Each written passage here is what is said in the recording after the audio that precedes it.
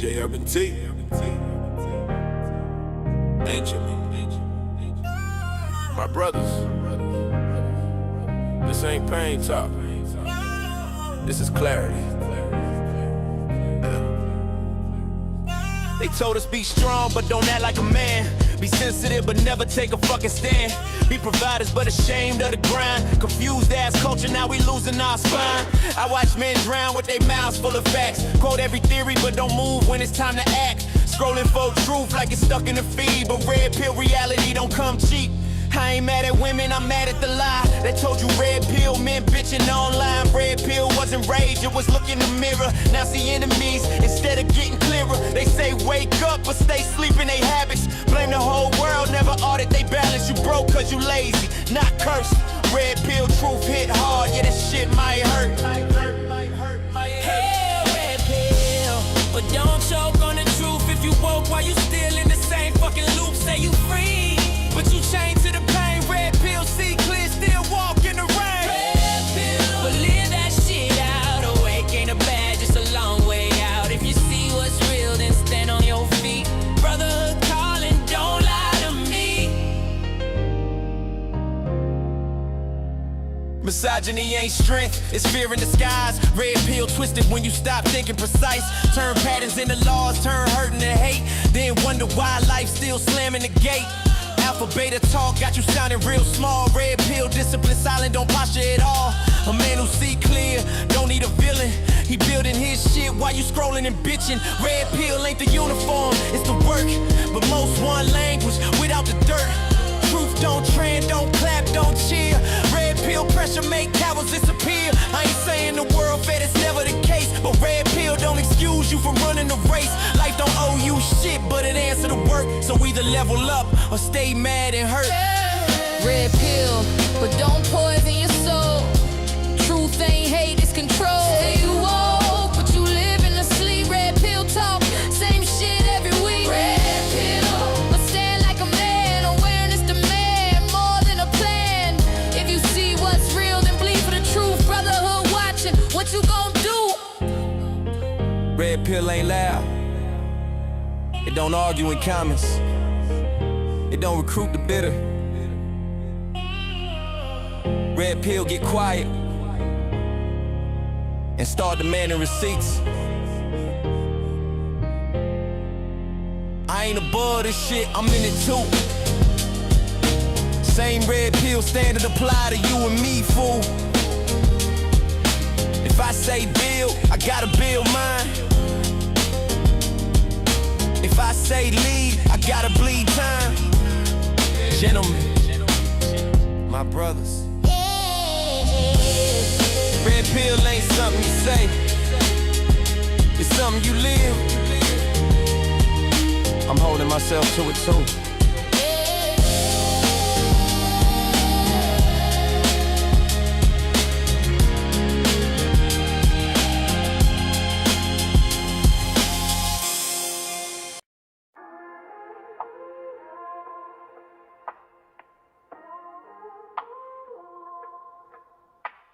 Welcome to the lounge, where we challenge accountability. I'm Urban, and we don't do surface talk here. We use emotional intelligence, thought-provoking, mind in motion, truth be stirring, deep emotion, no filters, no faking. This here, thought-provoking. Every beat a question, every bar a lesson. I turn the mic to a mirror, life's a session. Urban in the mix, soul and intellect blend. We ain't just talk truth, we set trends from Dallas to the world. We break that ceiling, no clout, just facts, that's the real feeling. Thought-provoking, mind in motion, truth be stirring, deep emotion, no filters, no faking. This here, thought-provoking. Trap drums drop, but the message don't fade. Every thought sparks like a hand grenade. Faith, pain, love, and drive all collide, that's how minds revive. All collide, that's how minds revive.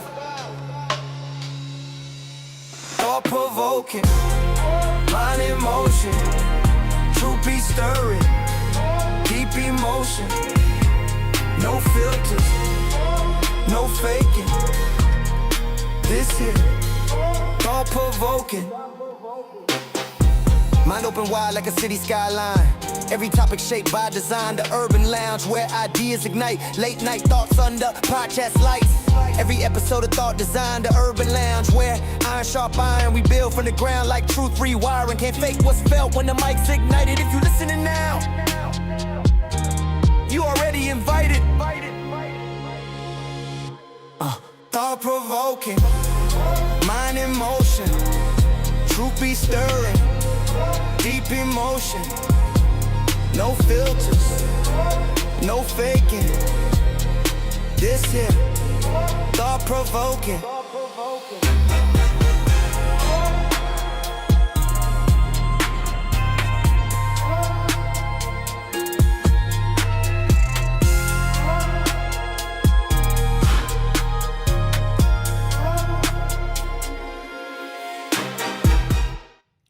Warning, the following image and or content may be disturbing, offensive to some viewers. Viewer discretion is strongly advised. Salute everybody, salute. Welcome to the lounge. I'm Urban. Appreciate you tuning in to this particular episode. On this episode, we are going to be doing a reaction show. We're going to be reacting to the Pearl Davis versus Anna debate. They had a debate about feminism, modern day dating, and everything they normally will cover over here on the Urban Lounge podcast. So we're gonna react to that today, and I want to get y'all perspective on this. I want to see how y'all feel about this overall debate. Are you going to agree with what Pearl is going to say, or are you going to agree with what Anna is going to say? All right. A little quick housekeeping as well, too, y'all. Some of y'all may notice a little slight change, to the shows that I'll be doing live. The only slight change that you notice is that I have turned on the subscribers only mode. The only reason why I turned on the subscribers only mode is this. I want us to have good thought-provoking conversations over here, okay? I'm also okay with trolling, as long as you do it, respectfully. But when I did my last show, I think it was almost a week ago, when I did my last show, I was getting trolls and heard that they just wanted to be disrespectful because they just wanted to be seen versus participate in the actual conversation. So to deviate from that, that's why I had decided to turn on subscribers only mode. And it's just only 5 minutes. 5 minutes. Some people, they turn their subscriber mode for a month and all that kind of craziness. No. I turn it on for 5 minutes because I want you to at least, before you even come into the comment section, if you want to participate in the comment section, I want you to at least spend 5 minutes just hearing the conversation out. Now, after 5 minutes and you feel like that you want to be a part of the conversation, by all means be a part of the conversation, but all I ask in return is that you be respectable in the comments. Don't be sitting up here while I'm spelling out NIGGEER in the comments and doing all this weird shit that y'all was doing last week. You know what I'm saying? Trying to be disrespectful. All right? So if you're here, which I know you're here for a reason because you enjoy the content that I put out. So shout out to that. I appreciate you. As a matter of fact, those of y'all who are here right now, do me a favor, man. It's only going to take a few moments of your time, all right? Y'all watching me on the vertical stream right now. So you can want to only tap tap the screen, right? If you tap that screen, what's going to happen is that you're going to give this live a thumbs up, all right? That lets us know that you want more of this great content that I keep putting out, whether it's through this live stream video or whether it's through the shorts that y'all enjoy as well too, or the community posts as well too, you know what I'm saying? So make sure that y'all hit the one thumbs up because it do support the channel a whole lot. All right. So without further ado, y'all, I don't want to delay anything any longer. Let's go ahead and get into this main content for the hour. All right. Because this debate is an hour long. And that's why I kind of cut the intro short, because I knew the show's going to be long. All right. So without further ado, let's go ahead and get into the content for the hour. Once again, we're going to be reacting to the Pearl Davis versus Anna debate. modern day dating and feminism and all that good old stuff. So let's go ahead and get to this content, all right? So let's get there. Shout out to everyone who's in the comment section right now. And Jay, I see you. What's up with it? Shout out to you. And let's get this started. Ladies and gentlemen, this debate, our main card, has a little bit of a different format than what we did previously. We're going to have the opening statements for both of you. Those will be 5 minutes apiece. Then you'll each get 10 minutes to kind of do an interrogatory of the other. That will go back and forth. And then after that, we'll go into open debate. As you saw with some of the other debates earlier, we try to let the other person answer. I'll try to jump in as I can, but for the most part, I want you all to mix it up, all right? Have fun with it. Sounds good. And who is first? I'm first. I thought so. Anna, take it away. We got 5 minutes. In a May 2024 appearance on Tim Pool's Culture War podcast, my opponent, Pearl Davis, declared that women aren't really doing much. We're not having kids. We're not really contributing to the economy when you look at output. In fact, she uses this ridiculous assertion to argue that women should not have the right to vote. While it's true the birth rate has declined, and we'll revisit that in a bit, women account for 47% of the American workforce. The Council of Economic Advisors found that women have contributed a substantial portion of the US economic growth since 1970, which wouldn't have been made possible without the feminist movement. By 2017, women were responsible for nearly 40% of total gross domestic product, amounting to a whopping $7.6 trillion. Of course, that figure doesn't include the trillions of dollars in unpaid labor women do every year, tending to the household, raising children, and caring for ailing parents.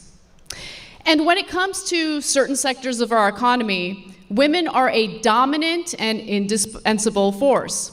Like in the healthcare industry, where they make up nearly 80% of workers, according to the Bureau of Labor Statistics. That's 16.4 million women.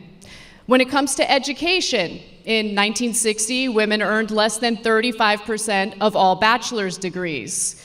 Today, they earn roughly 58% of all bachelor's degrees, which Pearl herself benefited from after graduating from Elmhurst University. Women also earn over 60% of master's degrees. I hope to hear Pearl explain how a more educated and skilled population somehow translates to cultural decline, especially as we compete with China in this increasingly multipolar world. So by her giving these stats, right, to be honest with you, the women are still disproportionately not what it is, but let's continue. The modern feminist movement also had a major impact on decreasing domestic violence, and that's according to the U.S. Department of Justice. Rates of intimate partner violence decreased by more than 60% from 1994 to 2010. And that's thanks to protective order statutes and funding for shelters beginning in the 1970s and 80s. Not only did the two-income household become more financially resilient, especially during economic downturns, women gained the ability to leave abusive relationships, an outcome correlated with improved child health and educational attainment. A culture that protects people from violence is not one that's indicative of cultural decline. Pearl herself has benefited greatly from the feminist movement, thanks to Title IX in 1972, signed by Nixon, of course. Sex-based discrimination in any school program or activity that receives federal funding is prohibited. Pearl herself had a rather impressive record playing for Elmhurst University's volleyball team, having earned all conference honors as a senior. She later pursued professional volleyball in London. She could have stayed in the United States and served in her role as a traditional woman, but she didn't. And she could have been the traditional chaste woman living out her dream of everything women were supposed to do before feminism. But she is neither traditional nor chaste by her own admission. While feminists would have no problem with her personal choices, she has made a career bashing women for theirs. Critics often argue that modern feminism has weakened families and resulted in a lower birth rate. They tend to dismiss empirical evidence demonstrating the insidious impact of the internet, social media on modern relationships. They also brush economic instability under the rug, despite young people citing their personal finances as the main reason why they're holding off on marriage in the first place. In lieu of discussing those factors, Pearl spends much of her time discouraging men from getting married in the first place. During her debate with Trent Horn, she declared that men are better off shacking up without ever getting married. Her reasoning? Women are too fat and STD infected. 25%, that's a lot. You did say that. She didn't stop to think about how they contracted the STDs in the first place. Boring. Data from the National Library of Medicine show that modern men are just as promiscuous as modern women. Men and women are in bad shape, and in the United States, we can discuss why, but feminism is not the reason. Very good. Thank you. So what do y'all think about her opening argument? Do y'all agree with what she's saying about how the way modern women have literally revolutionized the country?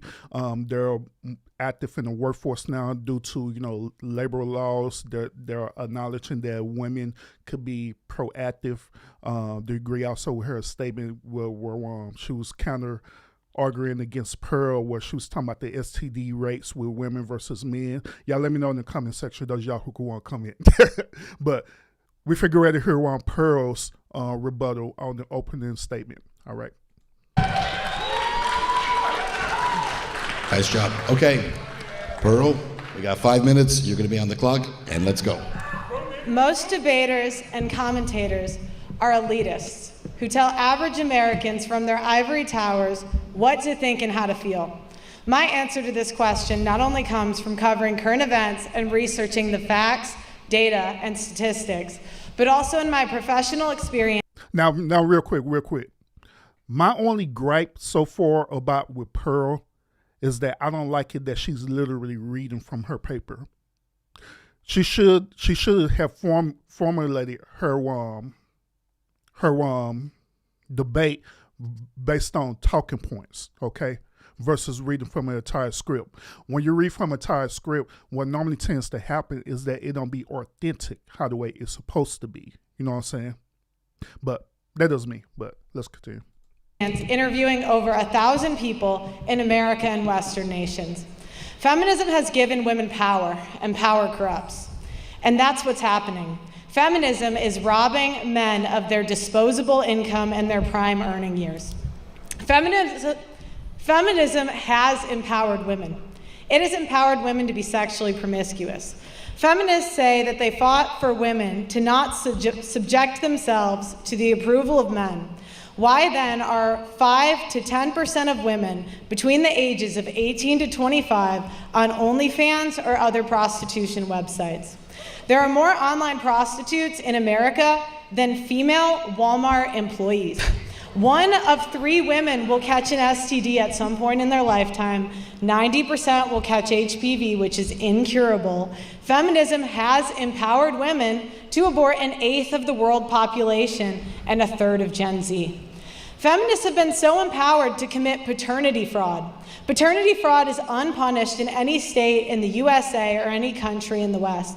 If done correctly, a man will have to pay for a child he was fooled into believing was his until that child reaches maturity. In some states, that man will also have to pay for that kid's college. That is slavery and is forbidden under the 13th Amendment. 1/3 of paternity tests are negative by the American Association of Blood Banks. Feminism has empowered women to rob men of their time, their resources, their reputation, their children, and in the most extreme cases, their lives. They do this through child support, alimony, false allegations, and paternity fraud. How many people in this arena have a brother, a father, an uncle, or a friend who has gone through this meat grinder? Anna has been on the air for 15 years and is completely oblivious 20. to these issues. It's a silent genocide of the lives of millions of men. Standing on the sidelines of the arena, I have 33-year combat veteran Terrence Popp. He served through 3 wars and was almost killed in 2. He got married, had 2 children, and served in the United States Army. Terrence Popp was deployed to Iraq in 2004, and as a member of the airborne infantry, he was wounded by a roadside bomb and suffered a TBI and a stroke from the blast. He was evacuated out of the country, and it took over 2 years until he had recovered. While he was recovering, his wife was plotting to divorce him. His wife murdered his 6-year-old chocolate lab out of spite because he filed for divorce first. When he confronted her, the response he got was, "I told you I did not want you living here." At this point, he was forced to leave the marital home and live out of his car. The divorce took away his home, his children, and left him penniless and saddled with a child support payment he could not afford. Terrence had to pay $144,000 over a 12-year period for a divorce that his wife was empowered by feminists to plan and execute. Terrence went into court to fight for 50-50 custody. Terrence was called a murderer and an assassin in open court and was given 96 hours a month with his children. 96 hours a month is not a father. That While is true. homeless, he spoke to many other men who would never get off the streets due to child support arrearages and penalties, and the men constantly getting arrested for unpaid child support. See, this is what I'm talking about with Pearl in her opening statement. And this is the reason why I mentioned earlier that she shouldn't be reading from the actual script. She should have created talking points, because if she had created talking points, her opening statement would have landed way more better than how it is right now. Another thing that I'm noticing is this. I'm noticing that Pearl is using sensationalism as her main weapon in this debate. To be quite honest with you, even though sensationalism can be a crowd pleaser, it could get crowd to be hype or whatever, but at the end of the day, sensationalism do not win a debate at all, period. It just don't happen, because sensationalism will immediately get crumbled by data and statistics and facts. All right. Then one last thing too. She also made a point about the divorce. The reason why in this particular point, I do agree with her on that is because I was a recipient of being in a divorce where I had dealt with a wife who did ex-wife who did the same as that bullshit with me, where it wasn't good enough to get the house. It wasn't good enough to get the cars and different things like that. But she literally went for the jugular to also want to not only put me on child support, but also instead of us having straight 50-50 where we both see the children equally, she decided that the best course of action is for me to see the children on the 1st, the 15th, and the 30th of every month, which that takes away all the time for me to spend being a father to my children, while she get more of the time for her to spend time with the children, while at the same time complaining and griping that, oh, there are no good men out there, or, he's not being a great father. Yeah, because women like you have taken away the man's right to be active in the children's life because of laws and regulations. So at that point, I agree with her on that because I dealt with that. I dealt with that situation. But let's continue. Make sure y'all hit the thumbs up to support the channel, y'all. Right now, we are watching the Pearl versus Anna debate. They're debating about modern feminism, and let's continue. The disparage of losing his children and his home, and his PTSD and constant pain from his wounds, he became suicidal. While at his post in 2008, a former commander of his came to see him to secretly say his last goodbyes. The next day, Mr. Popp's former commander put on his dress blues and went to the Holy National Veterans Cemetery and blew his brains out. Terrence Popp was notified of the death and was shocked because he was planning to commit suicide in the exact same manner. So in effect, his former commander took the bullet that was meant for him. Terrence Popp decided he would not kill himself and has spent the last 20 years saving 576 men from suicide with comedy. If you look to the left of the stage, Terrence is holding the dog tags for every life that he has saved. Now, why am I telling you this? Shout out to Terrence, yeah. Now, why am I telling you this? Because men and American veterans are put in this position because of the empowerment that feminists like Anna have pushed for. There are millions of men that have died in this country from the political power that feminism pushes. Since 1970, an estimated 1.6 million men have committed suicide. Time. Stop there. All right, so this is Pearl's opening debate argument, all right? So once again, Pearl trying to use sensationalism as her opening talking point, and I'm pretty sure she's going to continue to use this throughout her whole debate.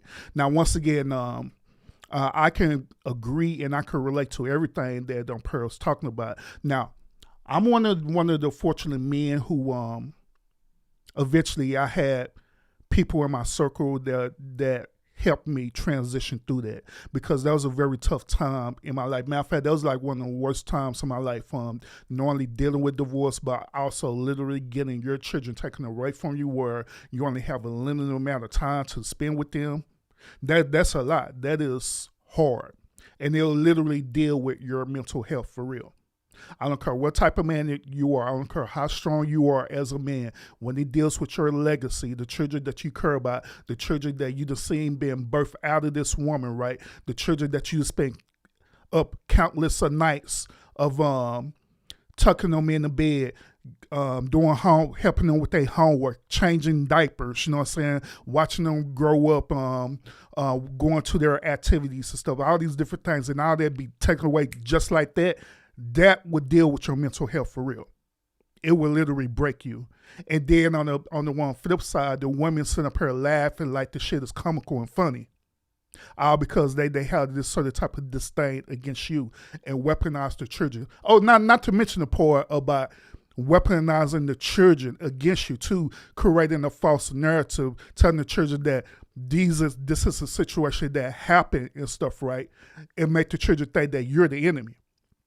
So all that stuff that she's talking about, yeah, that is a reality. That literally do happens for real. You know what I'm saying? And some men survive through it. They push and survive through it. Other men sort of less fortunate, where they end up losing their mind and they end up unaliving themselves. But let's get into the main part of the debate, y'all. Let's see what they got to say. Feminists cared about equality. Why aren't they fighting for equality in divorce and family court as hard as they are fighting for abortion, working, or becoming sex workers? Thank you. Okay, this is going to be a heavy one. We're going to go now to the opening interrogations. We have 10 minutes. Do we have that on the clock? Yeah, it's fading in right there. Okay, and take it away. 10 minutes. Who's interrogating who? Whoever wants to begin. Aside from the specific anecdote that you shared, which of course is tragic, can you cite some actual studies that look at these statistics and back up what you say in regard to the outcomes of marriage and divorce in America? 41% of 109 rape cases reported to police in a Midwestern city were admitted to be false by complainants. In one Midwestern city? Come on, Anna. You can't be disingenuous. It don't matter if it's in one city. The one report is to report. The statistic is the I can't even talk right, y'all. But y'all know what I'm talking about. And which Midwestern city was that? You know, you can go from your ivory tower and I'm not in an ivory tower. I'm on this debate stage interrogating your assertions, and you've only provided an anecdote. Right. Because if you look at the data, which I did, of course, you'll find that women are twice as likely to fall into poverty after divorce. Right, because they can't Alimony is paid out in 10% of divorces. According to the Census Bureau, the average child support payment is $441 a month, and only 60% of those payments get paid out. How much? Women do not get child custody 90% of the time, as you have asserted before. In fact, 95% of custody cases are mutually agreed upon outside of the courtroom. Women get full custody 40% of the time. Men do get full custody 20% of the time. And 40% of the time, it's shared custody, which I think is the ideal situation, assuming that neither spouse is abusive. And Pearl, excuse me, before you respond, if you could take your microphone out and hold it, it would be easier to hear you. Okay. Or he could have equipped them with a wireless mic. Alimony and medical care and dental are not covered by that, so a lot of times it does go above 50%. Again, you can go through the facts, the data, and the statistics and manipulate them any way that you want. It's not But manipulation. there are Those are the stats. there are 1.6 million men in this country. Men are 9 times more likely to commit suicide after a divorce. Compared to women, what's the number for women? It's lower. Really? What is it?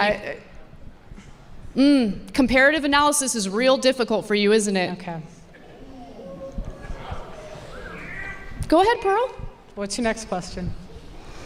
You have asserted that men shouldn't get married, that instead they should shack up. I didn't say that. You did say that with did Trent not say Horn. that. Word for word, you said it makes more sense for them to shack up, live with a girlfriend, instead of getting married. Do you think the advice that you give to men is the type of advice that will fulfill their lives? Because I'll tell you one thing, the best part of my life is my husband. I love my husband. He's my rock, he's my foundation. And no, my husband is number one. I love my career, but you know what my career did? When I met my husband, my career was already established. Real quick, the reason why she's addressing this heckler is because the heckler said not more than your career.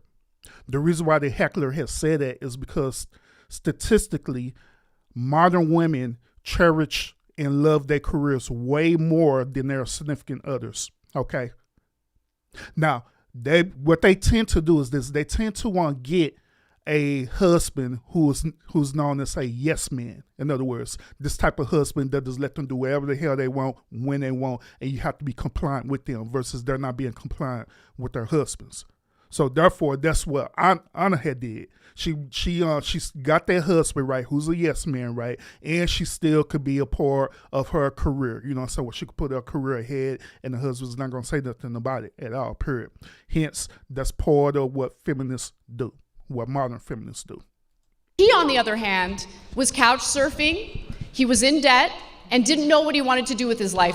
I married him anyway. You want to know why? Because I had the economic freedom to marry for love, not for some Chad to take care of me. How tall is he?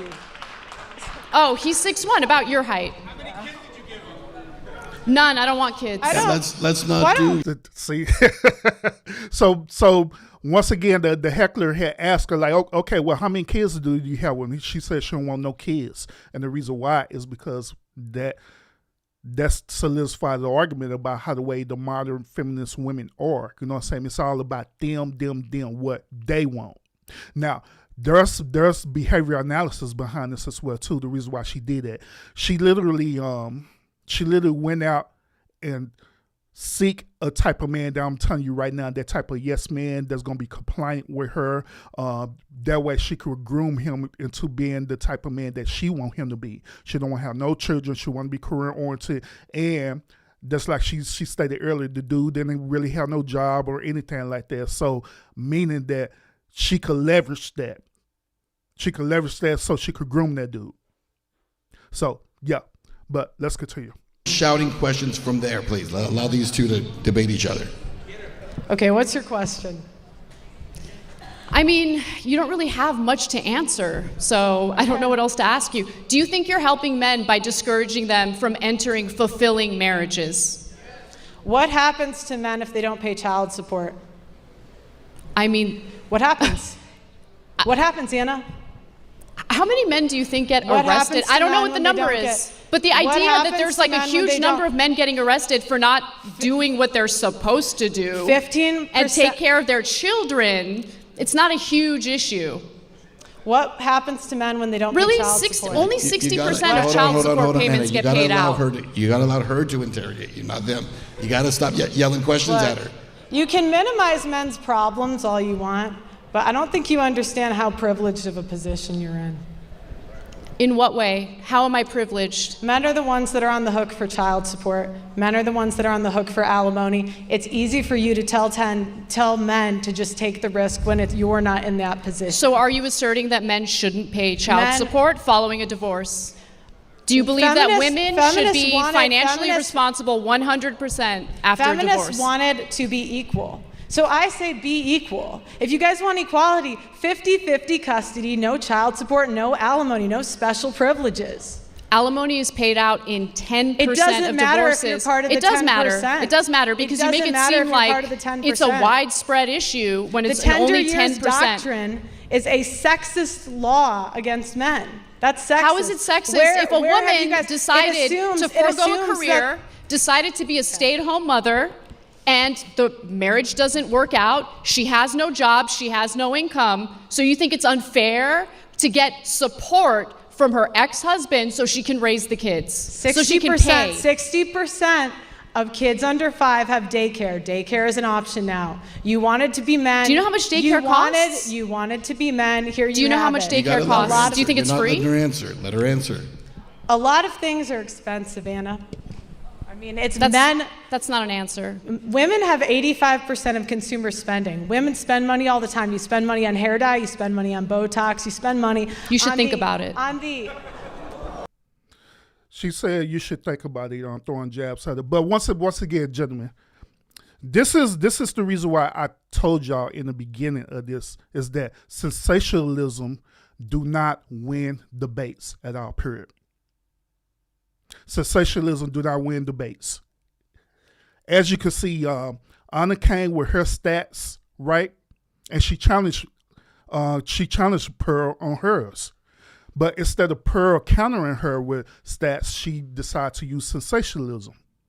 And it just don't work. Sensationalism completely destroys your one debate, period. You know what I'm saying? Now, there are a lot of things that Pearl could have said to counter her argument, but she chose to not do that. The reason why she chose not to do that is because what I was telling y'all earlier is that instead of her having her talking points together, what she's going to do, and also learning about her opponent, what her opponent is going to say, right? She decided to write a whole scripted paragraph. And then at that point, she turned in the paper over trying to find this and find that and stuff, right? No, that is not how you do a debate out, period, Pearl. You're making us look bad out here, sweetheart.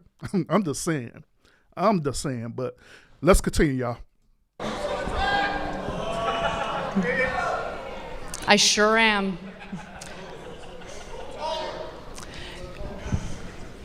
You spend money all of the time.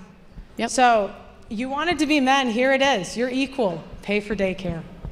Equality means that when you have a child or children, you're both responsible. So the idea that the woman should take 100% of the costs on herself without any help from her husband or ex-husband is ridiculous. How is that fair? Well, how is it fair that he doesn't get 50-50 custody?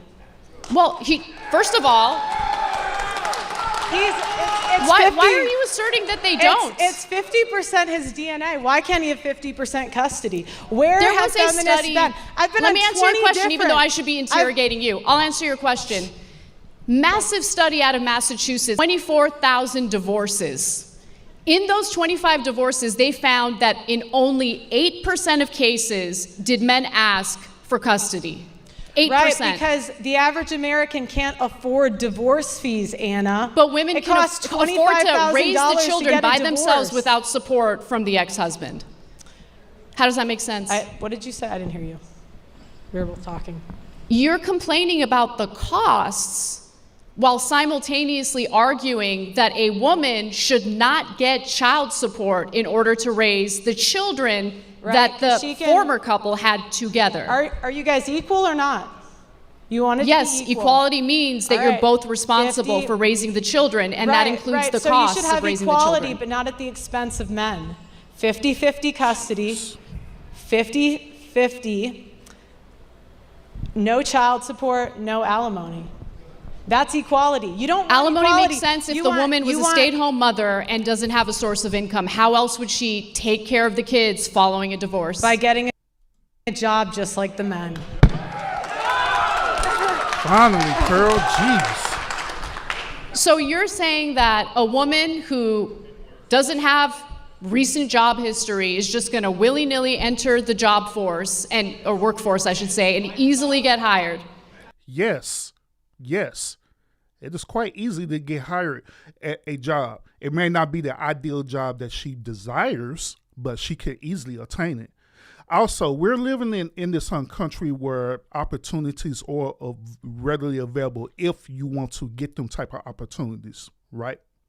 All she had to do is enter into training in labor. A matter of fact, if you go to your local workforce center, right? I used to work with the workforce center in my state, right? If you go to the local workforce center, right, they would give you skills and training available for you to get the type of job that you're looking for. You know what I'm saying? You don't even have to go to school for that, to be honest with you. All you have to do is basically have a GED. That even if you don't have a GED, they have free resources for you to even do that. So there are opportunities readily available for that woman to get her lazy ass up and get to work. You know what I'm saying? But it's totally up to her to want to do it. Hell, I would throw this out here too, since we're talking about this, right? I throw this out here. Do y'all know how easy it is for women in particular to go and start a social media channel, whether it's YouTube, IG? Some of y'all simp dudes beyond seeing them women on OnlyFans, right? It is easy for them to even start up on OnlyFans and create content, and they be making money. So it is absolutely no excuse whatsoever for a woman to be sitting her lazy ass dirt and not doing nothing. No excuse whatsoever. That's what Pearl should have said. And then also the child support part, right?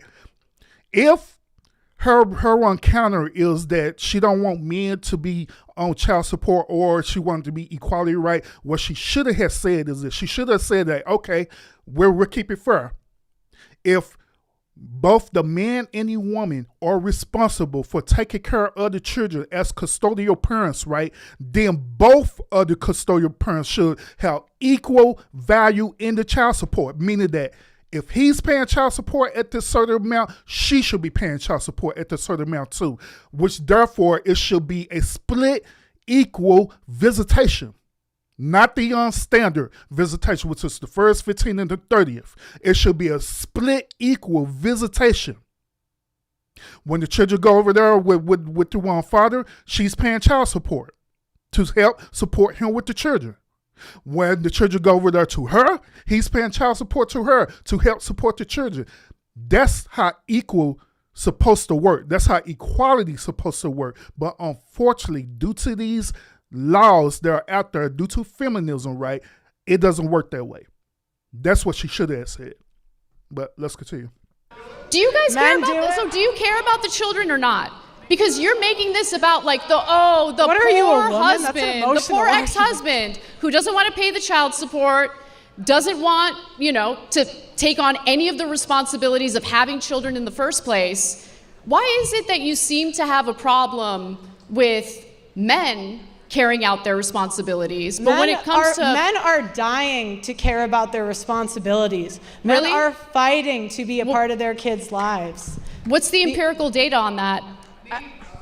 I don't need data. How many people in here have had a family or a friend fight for their kid and not be able to get it? The reason that this happens, Anna, is because lawyers tell them not to fight because it's so expensive and they won't win. What is that? Based on me. You have to provide, look, Pearl, I am open to be convinced, but I need more than anecdotes. I need more than vibes and feelings. Because we're talking about something serious here. We're talking about raising children. We're talking about the shared responsibility of raising children. That, of course, includes the cost. 90% of disputed custody goes to women. That's not equal. 90%, that's a totally made up statistic. Where are you citing that from? All right, let's take a break there because our time actually ran out. Lord Jesus. Those opening interrogations are over. Let's take a moment here. Grab a sip of water. Oh my God, Pearl, man. You can't You can't bring a knife to a gunfight. This is exactly what Pearl is doing right now. She's literally bringing a knife to a gunfight, unless she's very skilled at that knife, which she's proving that she's not.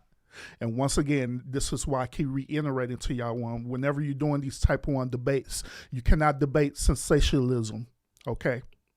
Because sensationalism arguments immediately break down. Because here's another reason why I say that you can't do that at all, period. Those of y'all who are interested in debating, or you be going on these like platforms to try to debate, right? The reason why you can't use sensationalism is because sensationalism falls into the line of fallacies, okay? Fallacies on going to the line of ad hominems, fallacies on red herrings and all that stuff, you know what I'm saying, when you do sensationalism.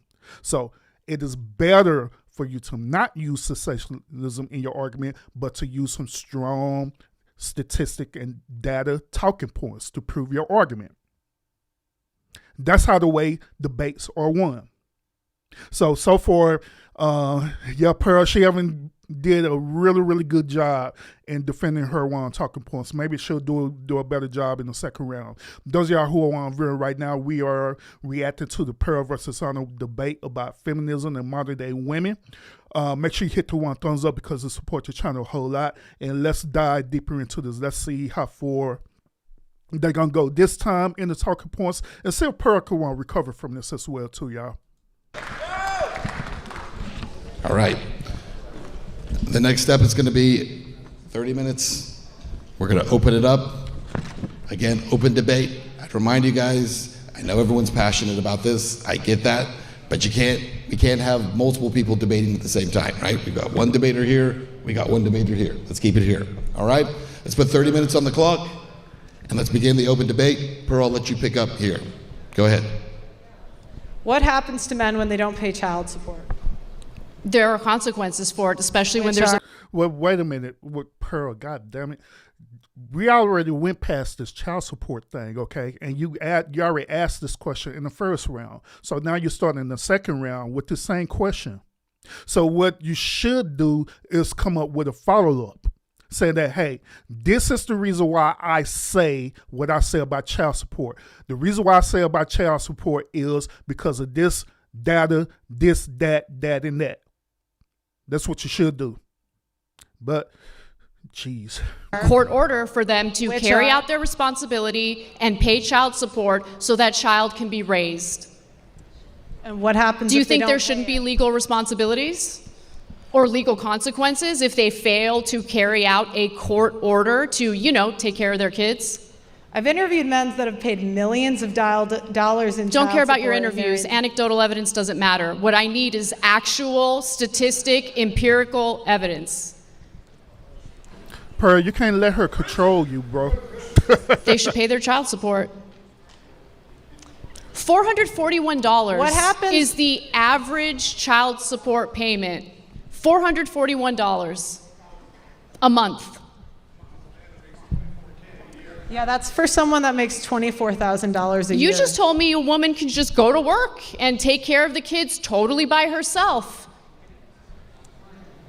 God damn. Anna, she keep throwing it out there because the reason why I haven't said nothing about it because I know that data is not true. I know. The average child support payment is not $400 a month. That is statistically not true at all, period. Because if that be the case, she's sitting up here literally arguing and saying that men are averaging roughly about 25 to 30,000 a year. You know what I'm saying? That's what she's saying. How the way the Office of Attorney General calculate child support is based on how many children you have, the first part about it. The second part, how the way they calculate child support is based on your state. And the third part about it is based on the income of both parents. So you mean to tell me that on the average that every man in this country is averaging about 25 to 30,000 a year in child support? No. That is not accurate at all. Unless that dude is making minimum wage, like literally minimum wage, then that's not accurate. Now, if Anna would have changed her statement, it said that the average man will pay $400 versus how much they actually are paying in child support. Like, say for example, the average child support is about $1,200. Okay, out of the $1,200, he's not even paying all the child support. He's only paying like $300 or $400 of the $1,200. That would make more sense for her to say versus the site that it's only overall $400 that men paying for child support, period, when that's not accurate at all, period. But let's see. How does a guy live when he's paying $500 a month on $24,000 a year? You think $500 a month is too much in child support? Do you know how much it costs to raise a child? Do you know? Yeah, it is too much. If you want citing that he making minimum wage, then yeah, that is absolutely too much. Because here's another thing too that y'all have to consider. They have this thing too where it's called arrears, right? Many men who been on child support or understand the system of attorney general, you know what I'm talking about. Now the arrears is calculated due to the missed payments of the initial child support agreement. Okay, but here's another thing that a lot of y'all don't know about. During the divorce, right, or it don't even have to be divorce. It does, period. Once when you go into the office of attorney general, women have the right to ask for up to 30% of back child support pay. And that's how the arrears end up happening. They could just say, hey, I want 30% of back pay for child support. You know what I'm saying? And the courts will grant them that 30%. So now, not only this dude is paying $1,200 a month in child support, he got an additional arrears that he got backed up about 30%, or it could be backed up about 3 months or whatever, you know what I'm saying? So he's paying that in an additional amount, and imagine all that coming out of a minimum wage check. That dude check is going to be negative every single time. So yeah, he cannot pay no bills. He can't pay no car notes. Hell, he can't even get a house. He can't do none of that because he don't have the money to do it. Then they will say this. They'll say this. Well, he could get a second job to do that. Great.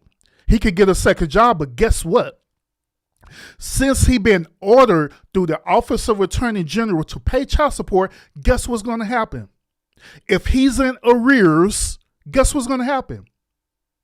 The Office of the Attorney General is going to order that employer to take out arrears in his second job check. So no matter if he have a second job, a third job, a fourth job, as long as he's in arrears, they're going to take out child support in his check, no matter what. No matter what. So this dude's sitting up here working all these hours for nothing, and he barely could take care of himself. So yes, it could affect a dude's mental health, a man's mental health. Yes, that is unfair. But let's continue, y'all. How much childcare costs, for instance? I mean, that mother has to go to work, right? Where's the kid going to stay while that mother is working? How is she going to pay for the what happens to men when they don't daycare? pay child support? Sorry, say that again? What happens to men when they don't pay child support? There are legal repercussions for not carrying out a court mandate to do something. Do you think that fraud should be illegal? Absolutely. Okay. So why is it not illegal for women to fraud men on paternity? If a man does not find out he's the father over the age of 2, he is on the hook for child support for 18 years. I don't know what the law is when it comes to that, but it's wrong. If you're lying about paternity, that is wrong, and there should be legal consequences for that. Why haven't feminists fought? It's that simple. Then why aren't feminists fighting for it, Anna? Because feminists fight for women, obviously. Right, that's my point, at the expense of men.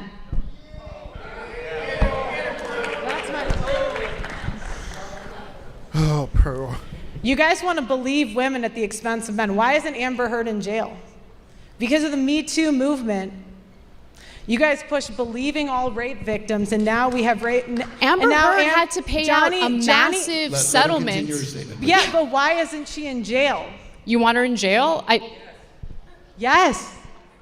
Well, she ruined his the penalties life. for defamation are what the court's decision is, right? You want people to go to prison for defamation? He had to go to 2 different countries to clear his name. Why isn't she in jail? He lost millions of dollars. To be clear, you think the penalty for defamation is prison time? I think the penalty for a false accusation is that the woman should get the same time that he would have gotten if he was found guilty. Men don't go to prison for defamation.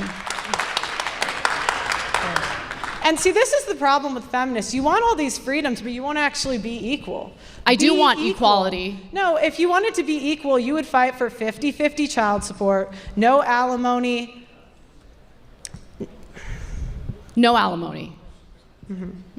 So again, if a woman decided to forego working, decided to stay home to raise the children, and the marriage doesn't work out, she's got no income whatsoever, she doesn't deserve any alimony. Women aren't even doing that. Number one, that's not even women are not staying home with the kids. And number two, you have daycare. A lot of women do these days, actually. You have daycare the traditional women who want to stay home, they want to be traditional wives. And you trash them all the time, which I don't understand. Look, it seems like women can't do anything right when it comes to you, right? They're stay-at-home moms, they're traditional, I understand that you can personally attack me, that's fine. I'm not personally attacking you. Okay. These are things that you have said on the record multiple times.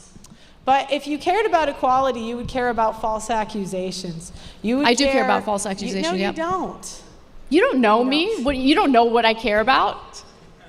Look, all right. Let's talk about rights that men do not have. Men do not have the right to be enlisted in selective service. You know, we have 125K men who were drafted and buried overseas. Think about that over a second. You talk about the oppressions of the past, but how many men died in World War I and World War II and had no choice? And yet Anna complains about oppression. Men do not have the right to face their accuser in court when they have a false allegation and for personal protection orders that strips constitutional rights away from the man. Women go before a judge and say they don't feel safe, and more than likely a PP order will be issued. The man was not in court, had no say, has no defense, and does not get to face his accuser. That is done en masse, and many servicemen and first responders lose their careers over this because it strips a man's Second Amendment rights away based on no evidence. Men do not have the right to raise their children. Divorce is no fault, but when it comes to child custody, it's always the man's fault. He loses his children to the system. 96 hours a month the father does not make. Men have longer prison sentences. Women get a third of the time for the same crime. Where are the feminists fighting for equality on that issue? There has been rampant discrimination against better qualified men in hiring across multiple industries. Men pay more child support, and child support orders are not enforced at the same rates between men and women. Women are more likely women pay not child to support. pay Fascinating. and are prosecuted for non-payment at lower rates. So real quick, y'all, real quick. If you were the one who was in this debate, right? What would be your particular strategy on handling this debate if you were in Pearl's shoes? How would you handle it? Would you handle it the same way how she's handling it right now, where at this point she's reading the script? Or would you handle it a different manner? Now, with that being said, now if it was me who was up there debating Anna, I would have handled it more strategically, okay? What do you mean by this, Urban? I mean that in my beginning opening statement, right, instead of using sensationalism as a talking point, I would go for the actual belief of feminists, period. My opening statement would be something on the lines of this. I would say that it's to my understanding through data, statistics, and research that feminists believe in X, Y, Z. Y'all believe in, that y'all want to be equal towards men. You know what I'm saying? That's a fair statement, correct? But within that belief system, there are many discrepancies that proves otherwise, that y'all don't want equality, but in reality, you want power and control.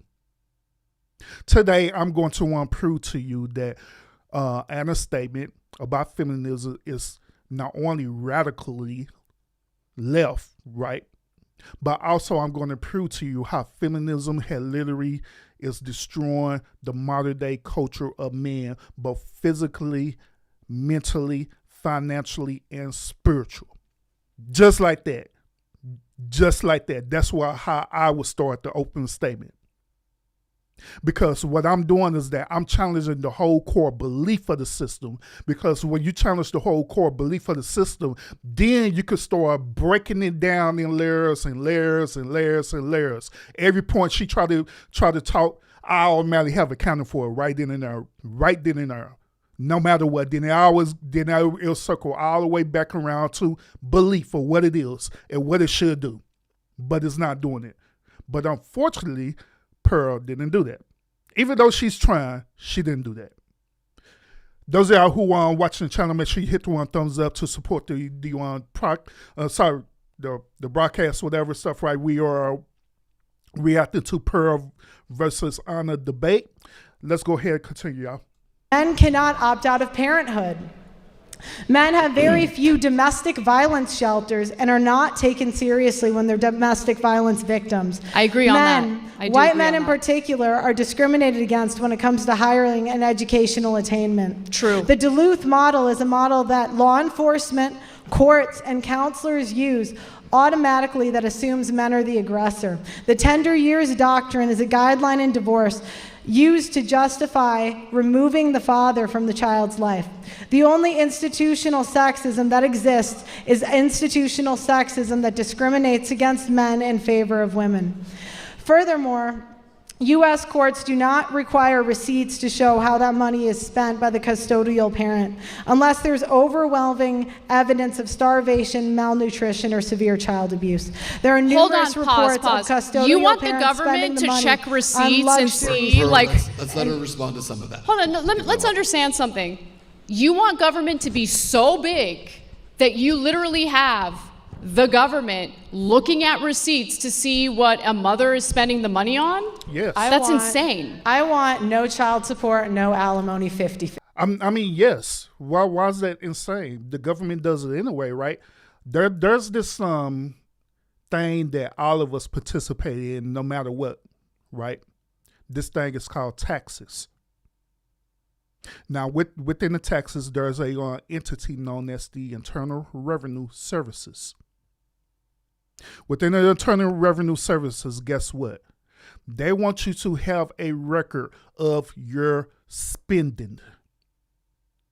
If you end up claiming a certain thing on your taxes, right, that doesn't equal to what you reported that it is, guess what they're going to want to have?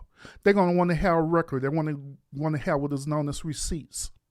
A matter of fact, if you're a business owner, you could want to relate to this simply because whenever even a business owner is reporting their taxes, guess what they want? They want records of their receipts. They want records of they spending. They want records of if the business is either overhead or underhead or wherever in between. They want all that record. So if the government want that type of record just simply for taxes, why in the hell isn't the Office of the Attorney General asking for that same type of record of expenditure dealing with child support? And I'm gonna throw another curveball as well too. I used to work for the Department of Health and Human Service. Okay. When we was working our cases, right? Guess what? We needed records receipt of people spending their food stamp benefits, their SNAP benefits. We needed records of that. We needed records of their job. And we got records from it by doing data brokers, right? We do data brokers and we'll search on that data broker to see if they employed or not. Then within the data broker, it'll report to us that they employed or not. It'll report to us that they didn't won the lottery or not. It'll report to us as well too, their neighbors who are living around. It report what type of vehicles that you own or what type of vehicles that you're going to own. It report all these different things to us because them are records or receipts. So if you sit up here lying or being disingenuous saying that you need food stamps or Medicaid and all these other benefits right, government benefits right, and you're lying about that right, then they could get you for fraud.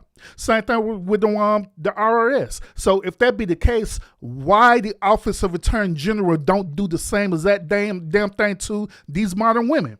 Because if they sit up here literally saying and reported that they need a man to help take care of the children through the government, all that is another form of government assistance. So yes, they should be reporting that. They should be reporting how the way that money is being spent. Absolutely. But what's going to happen is that you're going to discover that these women are sitting up here fucking lying. They sit up here lying and say that they need this man money to support the children, but in reality, they really don't. They be sitting up here using this money to get their hair done, their nails done, their toes done. They'll sit up here and go on a girls trip to the Dominican Republic, to Jamaica, and all the stuff there on the expense of this dude. While meanwhile, the damn children need some clothes for school uniform. So yes, it do need to be allocated. Absolutely it do. Why not? That's part of equality. Same thing if it was on the reverse. If it was the dude who's receiving child support, yeah, he need to report too. If he say he need this money, then he need to report everything he's doing with that damn money, like all the other agent entities are doing right now. Absolutely, it should. Yeah, because you're crazy and you don't live in reality. I want equality. I'm more of a feminist than you, Anna. Because I say if you want to vote, be in selective service. Be on the front lines just like the men are. Who do you think gives birth to and raises those soldiers? What does that have to do with anything? Because you assert that women shouldn't be allowed to vote because they're not all in mandatory military service. I say be equal. You want to vote, do what the men do. Men are fined $125,000. Should women be included in combat? Should women be included in combat? Yes. Okay. Do what the men do. Fair. Do what the men do. Yeah, fair. Now she's saying fair, but in reality, she don't agree with that. She don't agree with that at all, because the reason why is because she been programmed that it is a man's duty to sacrifice his life for a woman. Now, what Pearl should have asked is that, would you do that? Would you be on the front line and combat and stuff? If that option was available for you to do, 9 times out of 10, she's gonna say, hell no, I ain't doing that. Nope, because that ain't my job. That's what she's gonna say. Ain't my job. That's a man's job to do that. But in that case, that's not equality at all, period. Agreed. Next? Nothing? Okay. I want to know what your ideal woman is, because if you are a traditional conservative woman who's married, staying at home, raising kids, you trash them. There's no such thing as a traditional woman. They cannot be traditional in 2025 because women will always have the leverage. What does that mean? What does it mean that women will always have the leverage? Women have child support to fall back on. Women have alimony. So automatically 10% of divorces end with alimony settlements. And 10%. And they go. You just ignore the stats. You just move on. They go from men to women. They go from men to women. Billions of dollars every year. I thought you said earlier that women are paying alimony. Billions of dollars of wealth every year is transferred from men to women. Mm-hmm. Based on what? Where are you getting that information from? Are you just making it up? Look, we have it. We're excited. We can get it to you at the end. You didn't want to submit. Where are your sources? You didn't want to submit them ahead of time. You did. The census. Yeah, Lionel, 10% is a lot. And that's why I keep shaking my head at Pearl, because she just keep missing these alley-oops that Anna is saying. 10% is a lot. And also, how the way Pearl could have had combat that is to show her and prove to her that 10% is a lot. And also, she could have went into the argument, debated about community property, because community property is included in alimony. Okay. Bureau of Labor Statistics. I cited everything I mentioned. Pull it up. Pearl, The main thing I want people to understand, okay, Pearl's gonna trash women no matter what, that's fine. I'm not trashing But them. my biggest gripe with you is you're discouraging people from entering marriages. I don't tell men what to do. Sell me on advise men to avoid marriage. Sell me on marriage. What do men get out of marriage? Now, to be fair, in this particular argument, I could agree with Pearl discouraging men in getting married. To be quite honest with you, I'm the same exact way. I say this. It is better for a man to be about his purpose and him living his life than to sit up here and sacrifice his life for a woman. And I'm a married man. Now, it's a difference if you sit up here and just so happen meet a woman and she's also a part of your purpose. You know what I mean? She's fulfilling your purpose. She is not going against your purpose. She's not going against your duty as a man. She's not going against your peace, but she's enhancing it. You know what I mean? There's nothing wrong with that. But however, if you literally sit up here making it your life mission to find a woman, and in order for you to find a woman, then you feel like that you need to better yourself just so you can get the woman, then no, that is some absolutely bullshit all the way. It is. That's bullshit. It is. That is not your life purpose, gentlemen. Your life purpose is not to better yourself so you can get a woman, but actually it's the other way around. It's for you to better yourself. So when the right woman do come into your life, you'll know how to leverage that woman. That's actually what it is. But in this modern day time, we get it so twisted, thinking that women are the prize, thinking that not only women are the prize, that we what that dumb shit we do? Oh, we put our women on this pedestal. That's one thing that I don't agree with the FBA community or what they do. They literally put women, preferably black women, they put them on such a high pedestal that they don't even want to deal with their behavior. They be separate telling them, my goddess queen, queen this and queen that, knowing good and down well that woman is not no damn queen. She's not a queen to nothing. She don't own nothing to even be remotely called a queen. But men like that will separate pedestalize women like that, so much so that they'll put up with their toxic bullshit. And then to top it off, them same type of men, they be toxic as well too. Because they're not in their purpose. So yeah, I agree with Pearl. Yeah, if it's not a gentleman, it's not a requirement for you to get married, bro. It's not. It's not a requirement for you to be married. But if that's something that you want to do, then by all means do it. But make sure you're doing it for the right reasons.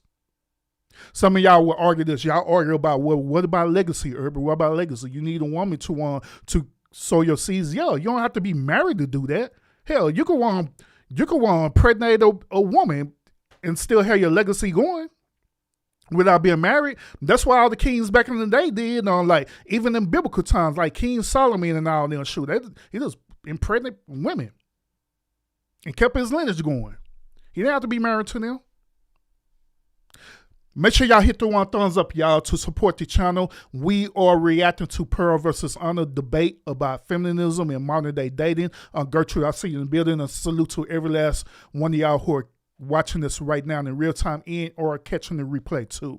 I want to hear y'all perspective on this too. If y'all catching the replay of this video, make sure y'all type in the comment section how you feel about this overall debate. Even the stuff that I'm talking about as well too.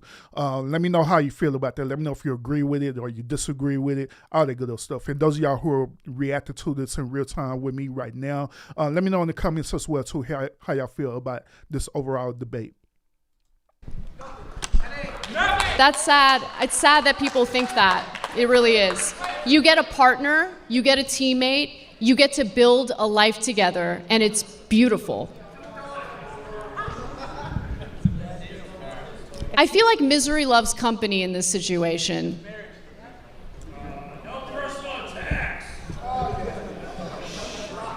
And how would you know what you get out of marriage if you haven't experienced marriage in the first place? I'm not saying that as a personal attack. I really hope that Pearl meets the love of her life and gets married. It's not about that. But you trash it without really understanding what the benefits are. Why do we have phrases like it's cheaper to keep her? Pearl, Answer the question. divorce is expensive. And by the way, on purpose, to discourage people from getting divorced in the first place. Why do we have phrases like happy wife, happy life? Because it's true. Oh, Same no. with happy husband, happy life. I don't want to come home to an angry husband. But that's not a phrase. Do you have is any it? other? Yeah, I never heard that before. I never heard of a happy husband, happy life. Same thing with the phrase on what's his is mine, and what's mine's is mine. I never heard of a man doing that interchangeably and saying that ever. It always been women. And that's the one piggyback on what she's talking about the benefits of marriage. Now, to be honest, when you're actually with a woman who's about your purpose, right, then it becomes beneficial then because she's going to enhance that, okay? But however, when you get with a woman who isn't about that, right, then yeah, it doesn't serve no purpose whatever other than creating chaos. And that is the God honest truth. That's why so many men are backing away from getting married in this modern day time, because they're looking at the behavior of modern women. They're looking at them having this feminist behavior, right? They're looking at them where they're so career driven, where they don't even have time to be in a relationship, but they only in a relationship just to leverage only. And that's it. Nothing more, nothing less. Nothing more, nothing less. But let's continue. Like catchphrase or slogan you want to throw at Mike, me? salute. Welcome. What do men get out of marriage? They get a partner. That gains 25 pounds in the first 5 years. Men get pretty fat too. I don't know if you've done a comparative analysis on that. They actually end up gaining more weight than their wives do. And who cares? Men. I mean, have a conversation with your partner. Encourage her. Be an adult. How can men and women be equal? Especially if she's giving you How can men children. and women be equal when one is expected to die for the other? I don't expect anyone to die for anyone else. I don't know what that even comes Yeah, from. but men are willing to die for you every day. The men in the police force, the men in the military. What about the women in the police force? They're 10% and they cause so many what? problems. Who cares what percentage women make up of the police force? Yeah, They're in but the police force. My can't- sister-in-law's a cop, actually. They can't do the same.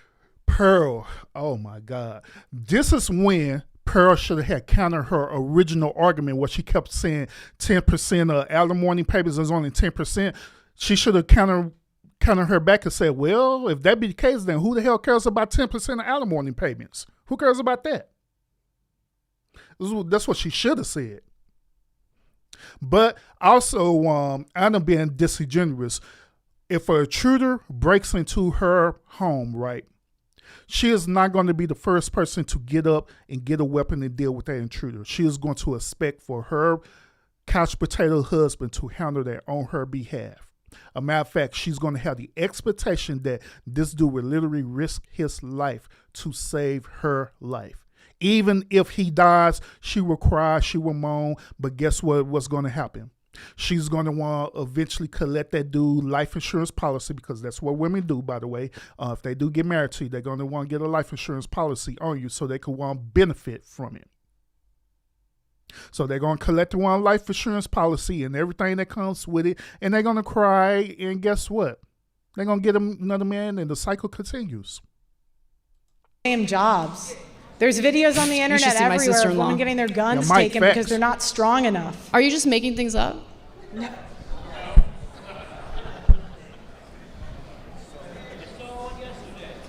Pearl, what are you doing? Like, seriously. Next question.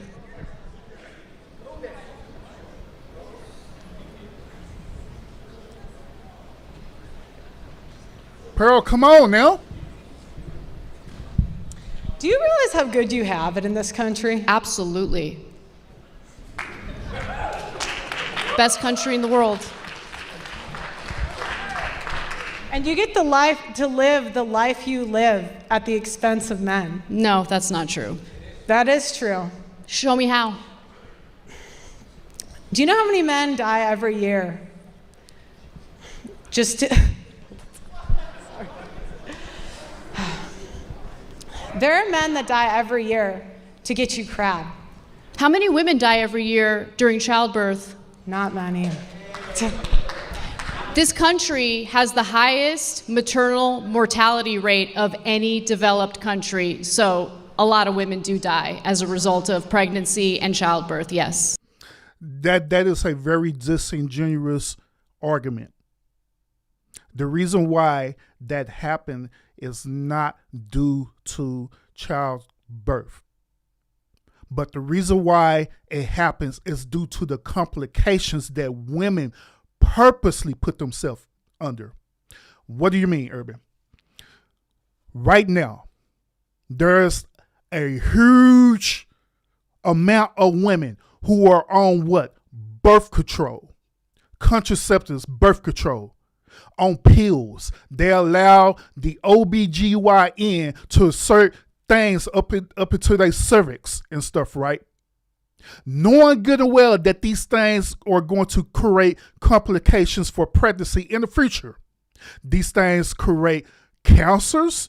These things create birth defects. These things create child stillbirths. And these things could also create for a woman to lose her life during the birthing process.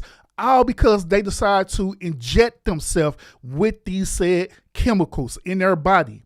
Unnatural stuff. They use these things so they won't even have a period no more. So that's the reason why they're having all these complications with these childbirth in these situations.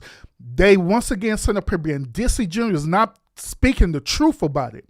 But guess what? They also say that. They'll say that, well, it's the man's fault. The reason why I do it is because of the man's fault, because the man desires us sexually, right? And so due to them desiring us sexually, we have to undo this to compensate that. No, it ain't our fault, because at the end of the day, your body, your choice, correct?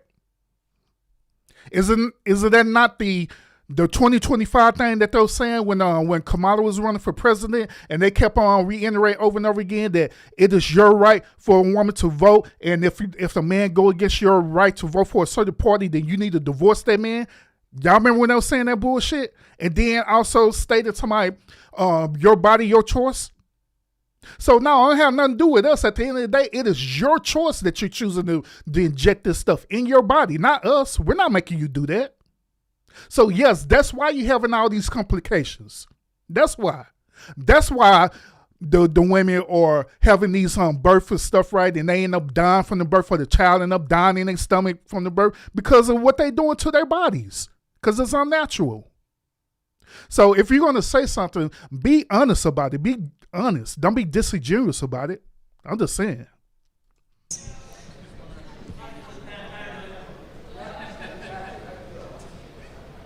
Oh, here's another thing too, gentlemen. I want y'all to understand.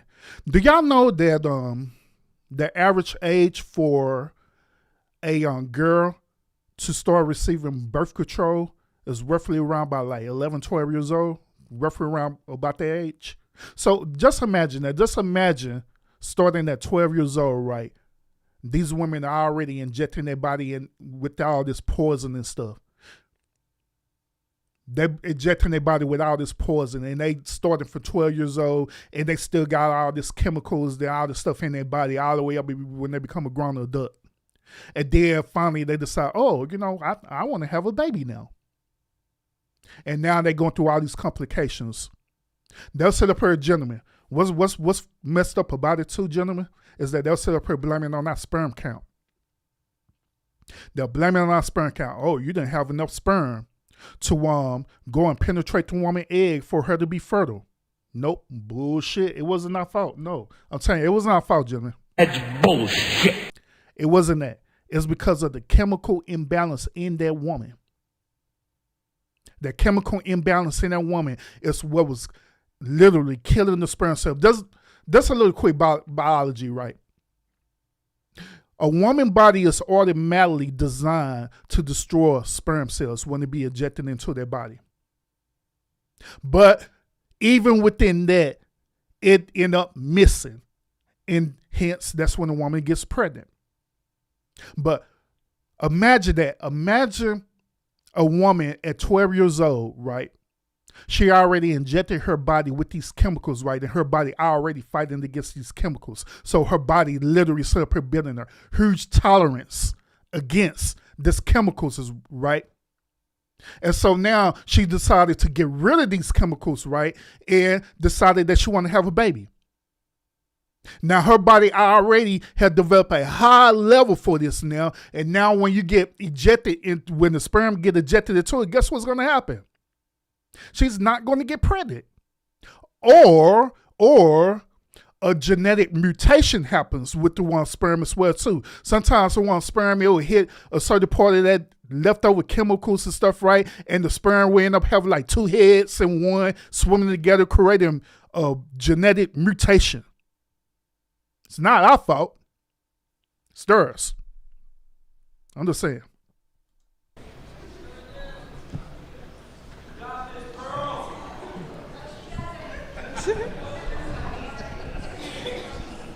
This is painful, man.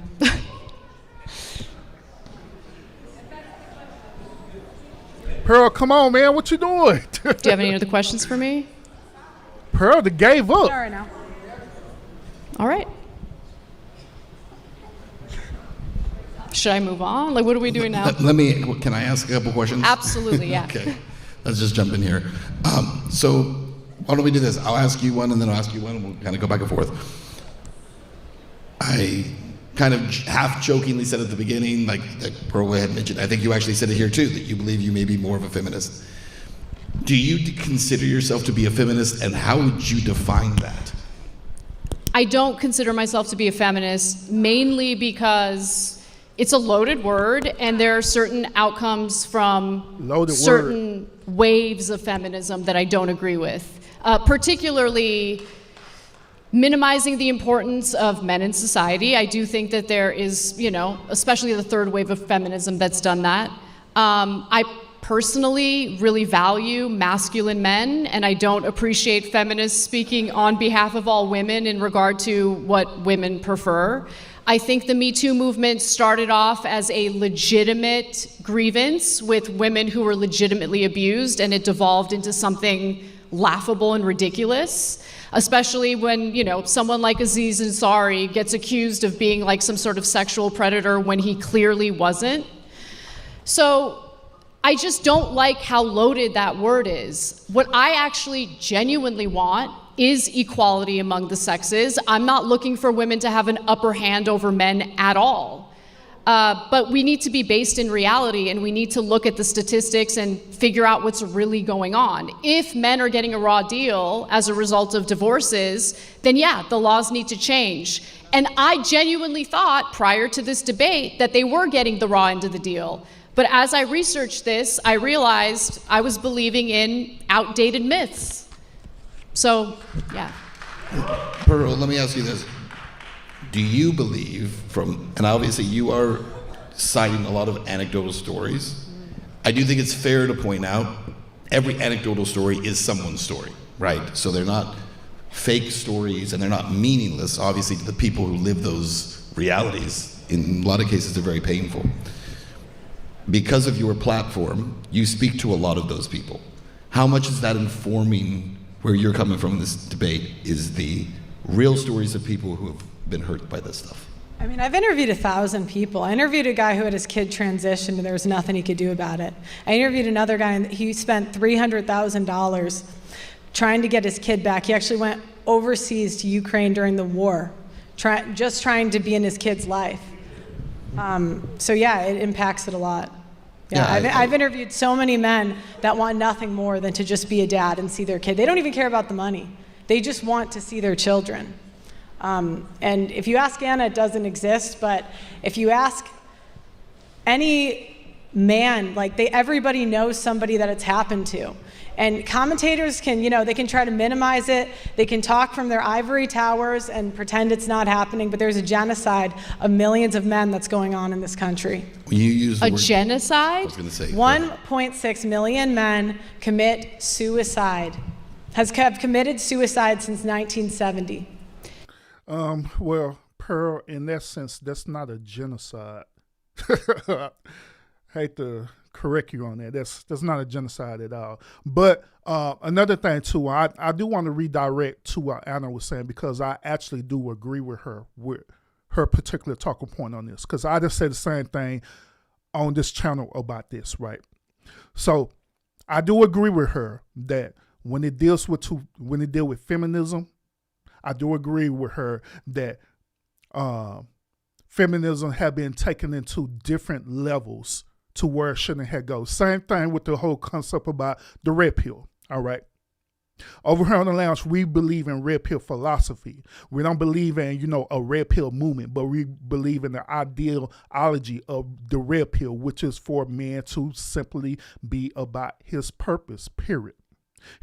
A man should always be about his purpose. He always should be bettering himself physically, mentally, and spiritually. He shouldn't be focused solely on women, but he should be focused on his overall embellishment of knowing himself, but for his community as well too. That's his function. You know what I'm saying? But even with red pill and feminism, it just branched down into other stuff, you know what I'm saying, that created all this toxicity, you know what I'm saying? The red pill then broke it down to, pickup artists, and it broke down to MGTOW, and it broke down to passport bros, all this different other stuff, you know what I mean? And so some of it, I understand the why behind it, but when it comes down to it, we have to filter in what is beneficial and what is not beneficial, okay? Same thing with the feminists in their movement, where they went to pink pill and do all this other crazy stuff, you know what I'm saying? So we have to figure out what is beneficial and what is not beneficial. Gentlemen and ladies who are watching the podcast right now, is it fair for me to say this statement? Is it fair for me to say that the birth of feminism came from men? Once again, the birth of feminism had came from men. Is that a fair statement for me to say that? And I'm going to expound on that. Now, the reason why I say that is because if we go all the way back into the past, into the past into this country being founded, this country is being developed into how the way it is right now. Our predecessors, our previous ancestors, right? And I'm not talking about race. I'm talking about men, period. That's men in general. Our predecessors prior before that was some fucking assholes. There was some assholes to the women who that was married to. There was some assholes towards their daughters, and there was assholes towards the slaves as well too. And that is historic facts. So due to them having this entitlement attitude, this entitlement mentality, and treating women as property instead of human beings, right? That's where feminism came from. That's where the birth for feminism came from, because women no longer didn't want it to be treated as property. They wanted to be equal in that sense where they are human, just like the man. So they started the first wave of the feminist movement with the whole ideology that they don't want to be property no more. They don't want to be raped by men. They don't want to have their daughters raped and molested by these same type of men, or their brothers or whatever stuff, right? And laws was protecting them while they was doing this bullshit. They didn't want that no more. So they was fighting against the system to create laws to protect women from that. And guess what, gentlemen? It succeeded. They end up on getting protected by this where no longer men could treat women as property anymore. And then later on down the line, women had won their rights to vote. Later on down the line, they had won their rights to, to compete in the marketplace of work value, to be part of the workforce so they can earn their own living to help contribute to the society, to culture. So within the first and second wave of the feminist movement, it wasn't nothing wrong with that. It was very valid for that to happen. But guess what happened afterwards, gentlemen? The third wave of feminism happened. The third wave of the feminist movement deviated from the original purpose of it, right? Where they started wanting what? Power and control. That's what we're dealing with right now with the third and fourth and now fifth wave of the feminine movement, is that we're dealing with power. That's where it boils down to. So once again, I agree with, what she was saying in the beginning, how the way it was supposed to be. That's how the way, even right now, that's how the way it's supposed to be now, where we're treated with each other with respect. But we're not doing that. Now it's to the point where it's this whole entitlement thing. This like what Mike said in the comment. I see you, bro. Where it's dealing with entitlement. Entitlement and equality is two totally different things. And that do not work at all, period. It was entitlement back in the day when I was telling you how the men was functioning, right? They had this sense of entitlement and power and control. Now it's happening in the third wave in this modern day time where it's entitlement, power, and control. And that's where the friction is happening. That's where the clashing is happening. That's where, gentlemen, right now, where we keep falling short on is that now we sit up here dealing with these type of women, right? Instead of us vetting out these type of women who have this power, entitlement mentality, we sit up here, look at the woman beauty first and want to smash them. And then when we smash them, we get mad because they end up either keeping the baby or not want to keep the baby. Then they end up exercising their rights to put us on child support or not. And get mad about it because we made the choice to do that. So even within all that, we as men, that's why it's important as men, we have to step up and be men. Again, how the way we're supposed to be. Where we holding ourselves accountable for the choices and decisions that we're making. We do. Then we can deal with this other bullshit with the feminism and all that stuff. If y'all enjoying this content, y'all, make sure y'all hit the one thumbs up because it support the channel a whole lot, y'all. We're gonna continue with this debate. I don't know if it's still more to this debate, but we're gonna continue it, all right, y'all. So let's get into it. Similar rates of women also attempt suicide but fail because they usually don't resort to more violent means of ending their own lives. Right, so they'll take pills. Why is that? Why is it that every time we bring up men, you have to bring up women? Because we're doing a comparative analysis here. You can't just throw out statistics without comparing it to what the rates are among women. What I'm pointing out is, I just pointed out that by 2050, more men will have committed suicide than all of the world wars combined. And your first response was, well, women commit suicide too. Because it is a problem that is inflicting both sexes in this country. It is a tragedy and should be taken seriously rather than this weird sex war. But it's not going to be taken seriously when you pretend it's not going on. It is going on. Are you kidding me? I mean, how many of our soldiers, our veterans, come back to the United States after multiple deployments, do not get treatment or help with PTSD and other mental issues as a result of being deployed multiple times? Right. Like, that's a real problem. How come you don't talk about that? Yeah, but you blame it on marriage and divorce instead. Right, because those soldiers come home to an empty house. You think that divorce is the reason for most of these suicides? Men are 9 times more likely to commit suicide after How many a divorce. more times likely are women to commit suicide after a divorce? What about the women? You don't know the number, right? Because you didn't even care to look into it. What about the women, though? That's always what you go to. And that's... So, to be honest with you, I have not heard any stats citing that women have committed suicide due to divorce. I haven't heard that personally. And to be fair,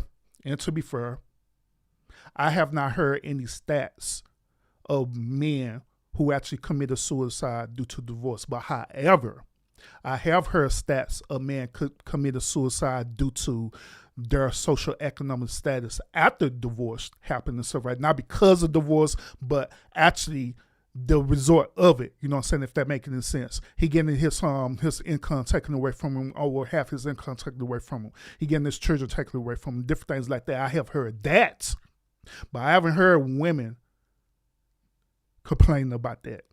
I haven't heard women saying that they have committed suicide due to that. Because the reason, you want to know the reason why? Because at the end of the day, the woman knows that she can leverage the system to survive, because the system is built on the woman to survive off of it. So if she could divorce, ain't no problem. She just get on food stamps. She get on Medicaid. Have our children on Medicaid as well too, and she'll be fine. And on top of that, right?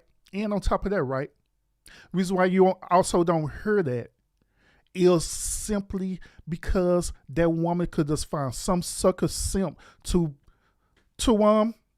pander off for, or whatever, to get money off from him. All she got to do is flirt with that simp dude and get him to pay her bills, get him to pay her groceries. And guess what? He'll do it. He'll definitely do it. EA, salute.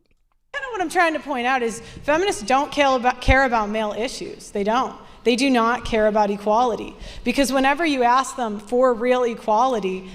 Pearl, my point is that suicide is not just a male issue. It is a huge problem in this country.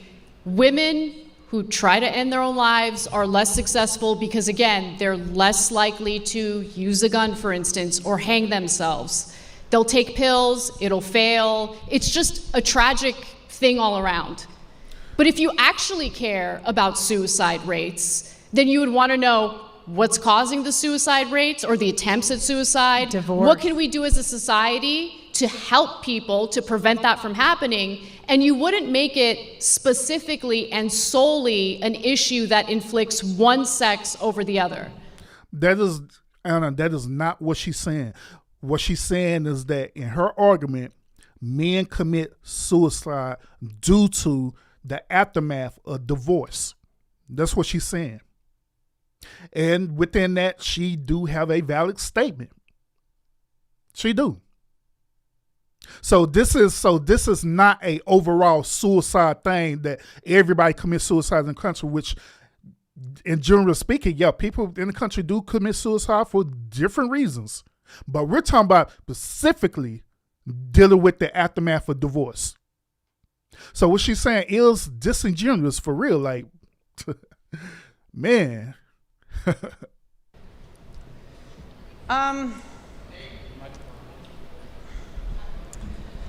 Again, I mean, you're just proving my point because we talk about male issues, you keep bringing it back to the women. I just want you to compare the stats you're spewing right now with something to compare it to. Okay. Do you think that women should be on the front lines of the military like the men? If they can pass the physical test necessary to do so, yeah. Do you think women should be in selective service like the men? Yes, yeah. Okay, and they should be on the front lines as infantrymen. If they are physically capable of doing it, yes. It doesn't, what the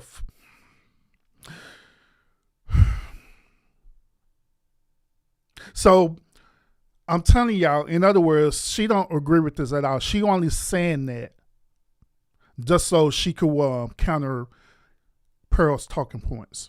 But deep down inside, she don't agree with that. She don't agree with the woman being in the front lines of anything, let alone let an intruder come to her house and do something to her. She don't believe in that. She don't. And then she keep reiterating, talking about as long as she's physically fit to do it. So if an intruder break into your household, right, if she feel like that she's not physically fit to handle that intruder, then what's going to be the excuse on that? Okay, so no. So you want to put people who aren't physically... I mean, obese men wouldn't be put on the front lines. Do you think women should be jailed for false accusations? Depends on what the false accusations are. If Just she's yes or falsely no? accusing someone of rape, for Just instance, yes or no? yes. Just okay. Thank you. I agree. Do you think that child custody should be 50-50? As long as the court determines that both parents are capable of being caretakers, yes. In fact, that's the ideal situation. Okay, so yes. Yes. All right, do you believe in alimony?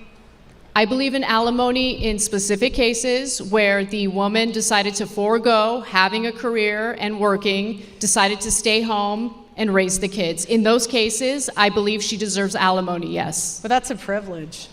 You're ridiculous. Next, move on. You said it's ridiculous. It's ridiculous, that it's a privilege to stay home with your coming kids. from a girl who grew up in an affluent situation with incredibly wealthy parents. You don't know anything about struggling economically or financially. So to tell a single mother who decided to stay home and raise her children instead of work that she doesn't deserve a penny to raise her kids after a divorce is the most privileged piece of shit thing to say. This is Next. this is the type of nagging that drives men to suicide. Good. But I'm married and you're not, so next. Jesus Christ. And what's so sad about it is that Anna really thought that she cooked on that for real. She really thought she said something so profound, but not at all. I get it.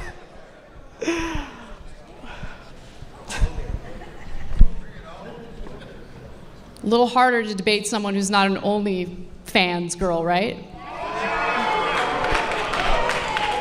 Damn, another shot. Never. I don't need to. Not that I'm judging. It's why isn't paternity fraud illegal?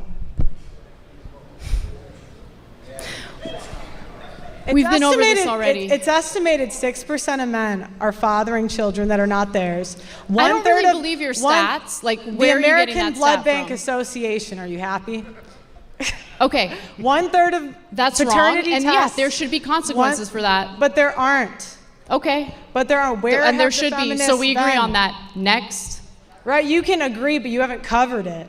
And that's my point, is you guys don't care about equality. You want freedom at the expense of men. Okay, sure. Next. Do you think that men should have the right to opt out of fatherhood, since women have the right to opt out of motherhood? No.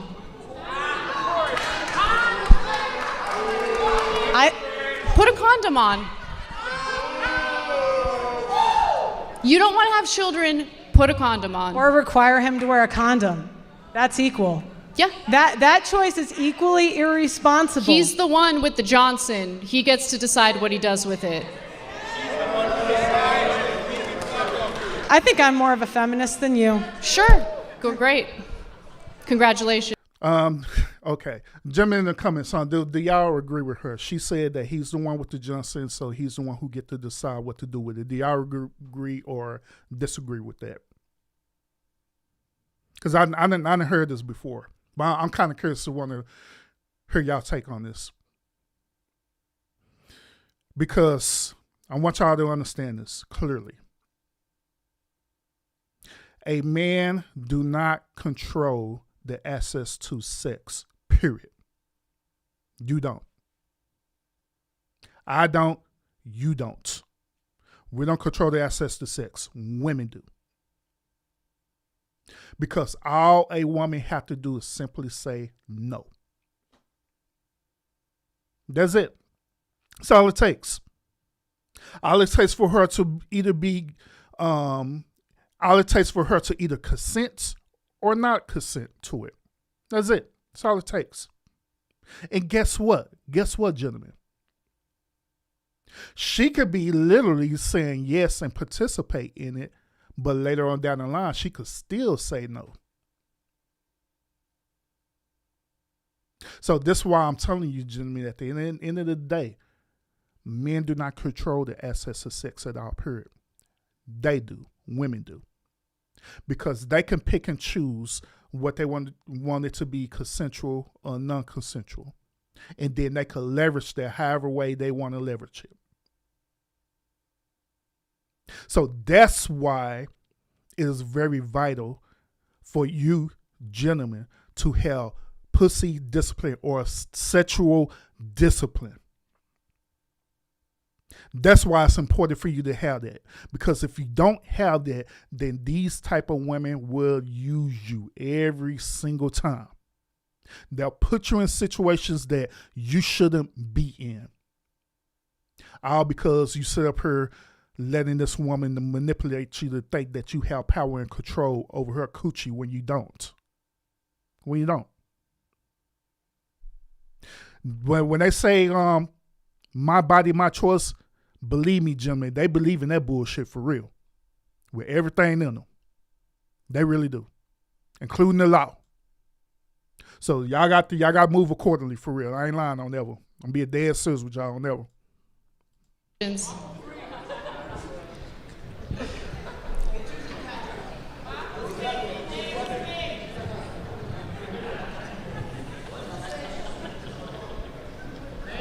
This is the longest 30 minutes of my life.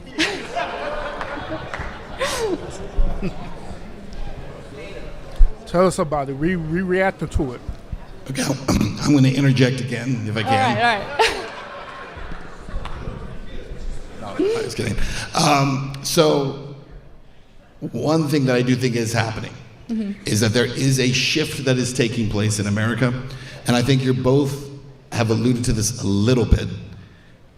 And so I'll ask Anna first if you would agree with this. Because you said that going into this debate, you thought a lot of these things were true. Right. And you started to see that maybe these things were not as true as you had believed. Do you believe that your previous belief was informed by nonsense, or the fact that states and legislatures and courts are changing what they're doing over the last few years in terms of alimony and parental time and that kind of thing? I think that with more women participating in the workforce, it's hard to argue that, women should get paid alimony when they have their own income. So yeah, I think that the culture has changed, the workforce has changed, and as a result of that, the courts weigh whether or not something like alimony makes sense. And look, much like Pearl, I had heard the horror stories, and I was basing much of my worldview on situations like this based on anecdotes, basically. And so when you look at the statistics and the broader picture, you have a clearer idea of what's actually happening in the aftermath of a divorce. Would you be willing to concede at least that maybe some of the reasons some of these things are shifting is because of people like Pearl and others who are drawing attention to these stories? Because I think we could all agree that until recently, a lot of those stories were just stories you'd hear from other people, and it was not allowed in media at all. It was not discussed. Would you at least concede that? I'm sure that there are advocates who have fought to maybe change the way these court cases play out, sure. I don't know about Pearl, though. I understand. We're in the debates. You can't give too much credit. Pearl, in your experience, the men that you talk to, do you see a difference in terms of the age of those men, where maybe it's getting better for some? Because I would take it that some of the guys who were a little older and have been through this in the past, the courts are starting to recognize and realize that maybe it's not very fair. No. No? No. Why, and why do you believe that? You think the courts are completely oblivious there's men that write into my show every day just talking about how much they want to be fathers. So I hope it changes, but right now I would say no. Do you think it's fair that all of the young women who were preyed upon as minors by Jeffrey Epstein are now experiencing yet another administration engaging in a cover-up? Or was it the female's fault for being preyed upon by a disgusting pedophile? I'm just curious. What kind of question is that? I think it's a pretty straightforward one. That has nothing to do with the topic. No, it does though, because you're talking about the unfairness of our court system, especially as it pertains to divorces. But we're talking about a guy who got a sweetheart deal after raping minor girls, and then even after that, multiple administrations, Democrat, Republican, doesn't matter, engaged in a cover-up, ensuring that those victims would never get justice. And this has to do with this. I mean, you want to talk about the unfairness in the court system and how terrible it is for men. What about how terrible it is for women?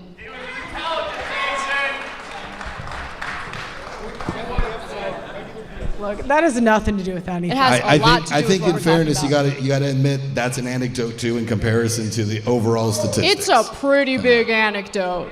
He's a big anecdote, but he's also an untouchable anecdote, right? He's I don't think it's different than untouchable. most- I think it's than most super people. touchable. So let's go back to, actually, hold on. We got 10 seconds, so we won't hold on. All right, here's. Okay.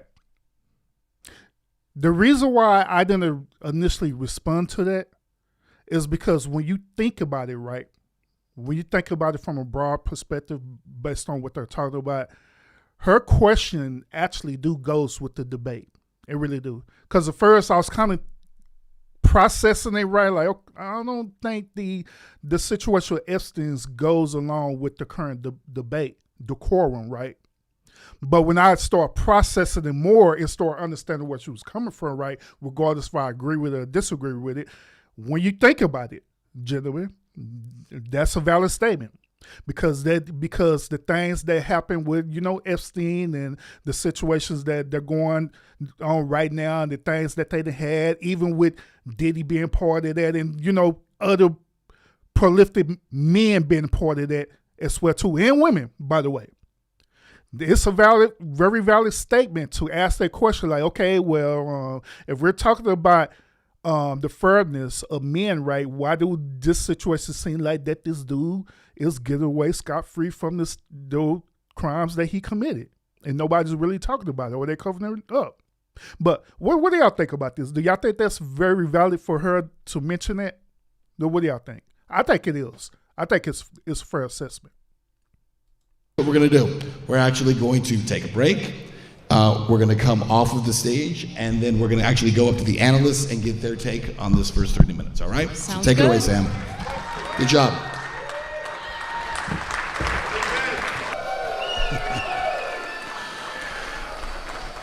That's the way it should always come back. A little pyro. All right, here's what we're going to do. We're going to come back. We have about 15 more minutes of open debate, and then we're going to get into the final statements. So we'll pick up our open debate. Pearl, I'll let you begin. All right, before Pearl begin, once again, y'all appreciate y'all supporting the content of the hour right now. We are watching the Pearl versus Honor debate. They're debating about modern day women and feminism. So far, we've seen Pearl literally getting cooked in this debate by Honor, like in real time. You know what I'm saying? So that's that. Appreciate everybody who's tuned into the stream. Those of y'all who are watching right now in real time, do me a favor. If you haven't already, make sure you hit that thumbs up because it do support the channel a whole lot. Those of y'all who are catching the replay of this, I appreciate y'all. And you can hit that thumbs up as well too because it supports the channel a whole lot. All right. So we first get ready to get into the final part of this debate. We're going to have closer arguments as well too. And I want y'all as well too, everyone who are watching the stream right now and you're catching the replay, I want you to put in the comment sections how you feel about this overall debate. Do you agree with Anna's point? Do you agree with Pearl's point? Even the things that Anna said on the show as well too. Do you agree with it or you disagree with it? Let me know in the comment section, y'all. So without further ado, let's go ahead and get into this content, all right? What's your plan when men stop doing the dirty and dangerous jobs that keep society running? If you could hold your mic. Sorry, I'll say it again. Can you give me an example of which jobs you're referring to? Logging, plumbing, crab fishing, oil rig. Mm-hmm. Yeah, those are dominated by men. They have the physical capacity to do it. Men and women are built differently. What's your So plan you're right. when they stop? I mean, we're going to have a problem. Are you suggesting that? Oh, Mike, you asked me, do I agree or disagree with Anna's closing statement on the first round? Or was that second round, whatever? Now, I actually agree with her questioning behind it. I do, because in that situation, this particular man of power has got away with something that is very, very atrocity in this country. He got away with it for decades. And to top it off right, in the top it off right, excuse me, in the top it off right, other people who was participating in it as well too, both men and women, a celebrity caliber, politicians, rappers, all kind of people was participating in this thing, you know what I'm saying? So yeah. Women should be forced to work on oil rigs and things like that? What is your plan? That's a What do ridiculous men question. get out of doing those I don't jobs? have a plan, Pearl, for a Feminists situation in never which do. men no longer do those jobs. They never Maybe you do. do it. I don't know. What's your plan when men start walking away from marriage? What's your plan? So, do men or women get a raw deal from marriage? Because you just said What is men your walking plan? away What from marriage. is your So, plan? is he culpable for doing that? What is your plan when men walk away from marriage? Is he responsible for walking away from a changing the marriage? topic. What is or your is he plan? just never guilty of My anything? point is you shit on men. I don't shit on and men. yet I love men. Yet the very microphone you're using was built by men. The building was built by men. And there's no gratitude or appreciation. You just tell them they're not doing enough. Got me. You got me. Yep. So what's your plan when men start walking away from society?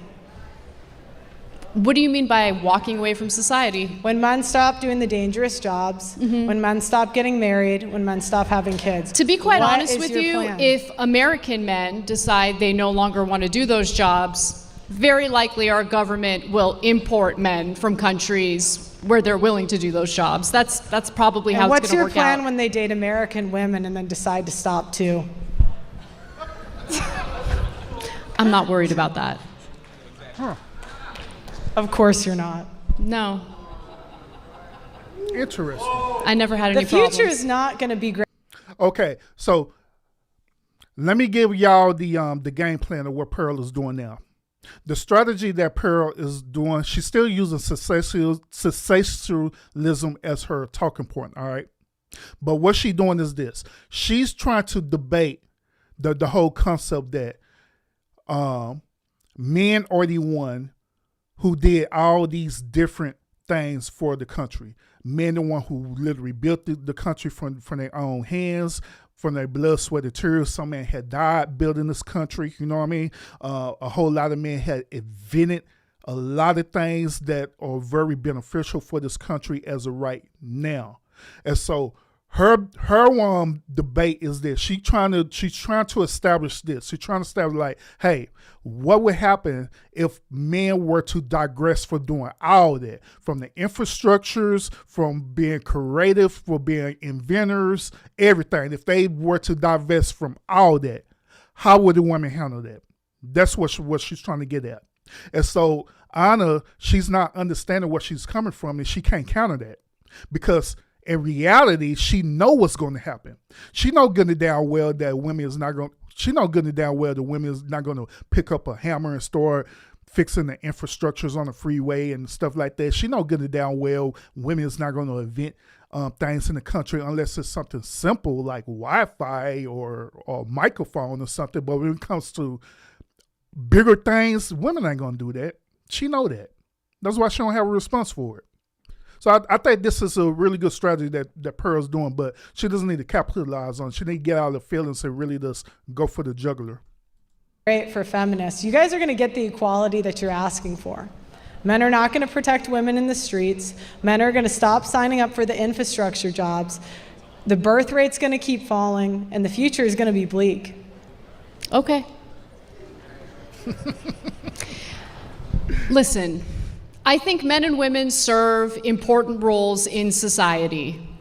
I think that you have a shallow understanding of what I believe, number one, but more importantly, what the dynamic is between men and women in modern society.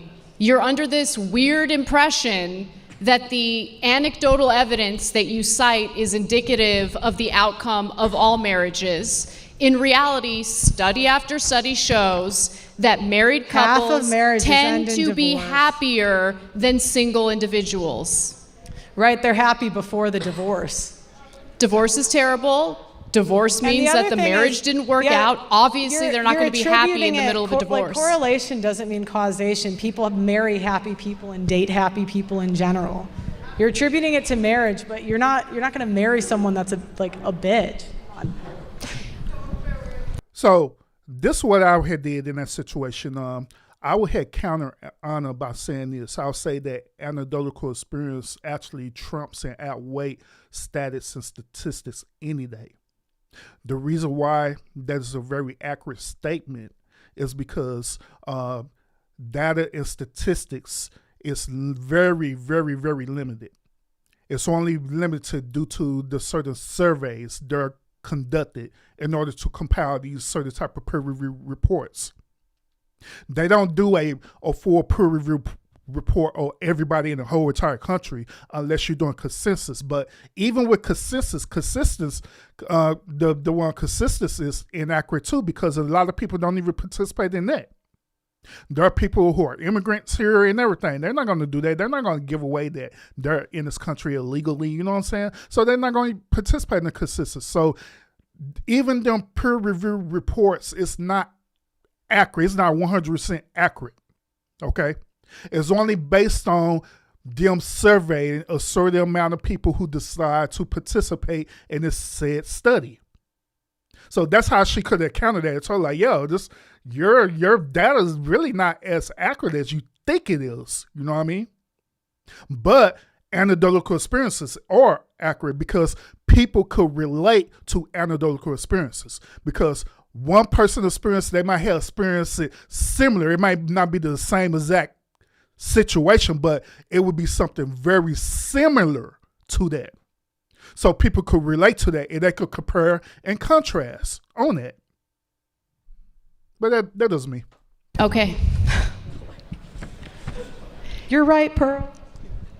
You know, what's really interesting is if you look at marriage rates, which have dropped in the United States, not just in the United States, actually globally, you'll notice that the people who are less likely to get married happen to be those who are from a lower socioeconomic status. Right, marriage is disappearing from the middle class. That's true. From poor individuals, yes. What's your point? Do you wonder why? Because women marry rich? People forego marriage due to their own personal financial situation. So women marry for money a lot. Okay. Okay. So I'm going back to this. Let me ask you something, Pearl. Hold up, Adam. Hold up, Adam. Let's back on this one, okay? She literally made the claim that the reason why the divorce rates is the way that it is due to the lower economical class, meaning that if you're poor, more than likely you are going to get a divorce.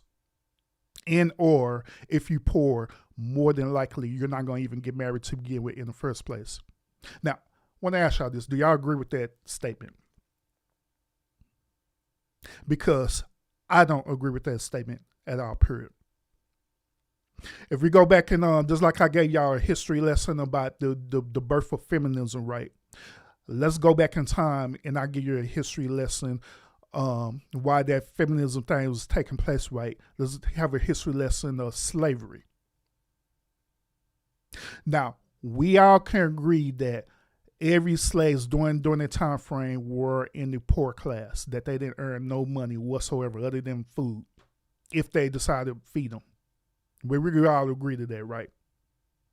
So here's my question. If that be the case, then why were the slave men and women still procreating with each other? Then also, here's another one thing I want y'all to think about. Not only why they was procreating with each other, why did they form a family unit and family structure? Why did they do that? And that tradition continue on even to this day. Like even to this day in modern times, there are people who are poor who making minimum wage, and they're married. I would argue to say that some of the one happiest people who are married is parts of the poor class. I'll argue to say that. Because at that point, since they already know where they at financially, finance shouldn't even be an issue. Because they're living in the hood, you know what I'm saying? And that's where they're comfortable at. They're happy being there. They're living in the hood. They're happy being in the hood. They're happy being on, housing or wherever it is that they are surviving on, and they are cool with that. But what ended up happening is this. Along the lines of them being happy with the current situation that they have, they always meet this one person like Anna, or maybe it'd be Pearl, or whoever it is, right, that tell them that they should deserve better. Just like what Mike was saying earlier in the one chat, where people get this sense of entitlement. You have this other person that come up to you and present this sense of entitlement, saying, I believe that you deserve better than that. And that's where it starts. That's where it starts. But y'all let me know what y'all think about that. Men. Would you be willing to marry a guy who's poor? Men. Because I married a guy who was in debt and loved the hell out of him. Best thing in my life. Would you marry a guy who is broke, no career, and in debt? Would you? That's very nice, Anna. Would you? So I'm going back Answer to the the question. topic. Would you marry a broke guy in debt? All right, so we're going back to the Would topic. you? Would you? All right, this is the nagging. This is the nagging again. Okay, so I'm pushing you to answer a question because you are judging. Yeah, and I agree with you on that point too, Mike. I agree with you. Women do want to make that a requirement for real, and that's why I say that earlier. Now, when that person come up to them and present that to them, right, typically it'd be a woman who would say that. It'd be like one of their homegirls, who's single, who came from Jamaica or the DR. Girl, I had the time of my life, and I'm doing this and I'm doing that. Girl, I think you deserve better. Was she happy in the situation that she in? I'm just saying. But even with Anna's situation, right, to be honest with you, it is not very common for a woman to date down due to her hypergamous nature. Unless there's something within that man that is of great value to her for her to date down financially like that. And to be honest with you, that is not very common at all. It's not. Women making a blanket statement of who they would be willing to marry, who they wouldn't be willing to marry. But you're not answering the question yourself. Would you be willing to marry a broke guy in debt? Does your husband have to listen to this? Would you? Does he have to listen to this? Oh, he loves it. Pearl. All right, Can't get enough of can it. I go back Do you to the not want to answer question? that? Why do you not want to answer that? Yeah, why not? Just say, no, I don't want to broke. Love is love. Now, back to the question. Men, 88% of the food. The power grid, 93% men. Transportation, 95% men. Men are an important society. Communications, 90% men. Material production, 78% men. Software, 80% men. Auto workers, 98% men. Carpenters, 98% men. Electricians, 98% men. If you remove the top male-dominated jobs from the economy, you would have no running cars, no housing, no electricity, no open machinery, no materials or fabrics, and no computers. There would be no buildings and no Amazon delivery. I've never once said that men are not a very important part of American society. You want men enslaved to women for nothing in return. No, you're just making That's things what you up. want. That's what you want. You want men on the hook for Okay, child Pearl, support. what have I said that gives you that impression? Let her finish What her have I statement. said that gives you that impression? You want men on the hook for child support. You want men on the hook for alimony. You want men to not take responsibility for their own children. You've been on the air for 20 years, and you have not advocated for men that are victims of paternity fraud. You want men to do all of the work, get no credit for nothing. And men aren't going to do it anymore. They're going to walk away, Anna. They're not going to do it anymore. And feminists, as you said, have no plan for when that happens. And I wish What do you want luck. their plan to be? You think it's a feminist responsibility to plan for this made-up society where all men decide they no longer want to work? You guys know what's funny? She actually advocated for left-wing policies the last 20 years, and then she got assaulted by a homeless person. What does that have to do with the topic Because at it hand? was the result of what you voted for, Anna. Yeah. First of all, And so, no one, and want to know why? Because you think Anna, I voted? Because, Hold on. Because, You because, think I voted because, for homeless people because, to go around all right, so sexually assaulting Anna, people? Because Anna By was. the way, I got sexually assaulted do you know by do you a know guy. all Was right, that all right. was So, that do you know his what the other crazy responsibility? thing Was that is? something that he did, or was that my fault too? All right. So the other crazy thing is that Anna complains that women's opinions aren't taken seriously, while a whole event was catered around her opinion. The other thing that's crazy. What are you talking about? Is Anna complains about women being oppressed, and yet she had less experience than her co-host at the Young Turks. Hold on. And- Hold on. What were my complaints about women being oppressed? Can you be specific? All right. What You've did I had say? 20 Go ahead and years quote on- me. you've had- Go when ahead and you- quote me, because you make shit up. Yeah. And you just all think right. like it's gonna stand. nagging, You've never make had it a end. strong woman Make it end, the challenge nagging, your make it bullshit end. assertions. So go ahead and Make tell it me end. what have I complained about? Okay. Give me the quote. The nagging. You said women's opinions are not taken seriously. When did I say that? In a YouTube video. There's 2 women on this stage Okay, right now all for the Are we- headline event. Oh my God, are we gonna end? When have I said women's opinions All don't right, get all right. taken seriously? It's You kind just of make like it the up. roundabout. This is like eternal nagging. What is your plan for when the there she 80% goes. of women who work in the healthcare industry no longer want to do it? What's your I plan? have a plan. Yeah, what's your plan? Let's give the jobs to the men, they'll do it better. Because we see what's happening in the media. You know, women fly planes, they crash them. All women almost burned down California. Hey, it's funny that she mentioned it, right? It's funny that she mentioned that because me and my executive producer Lionel, he's in the chat right now. He's my moderator. We actually had put a meme out there on the community wall that was saying that, right? But it actually cited that it was a black woman who was crashing the plane. It was crashing the plane that people got upset about. They're like, no, hell no, man, that ain't true.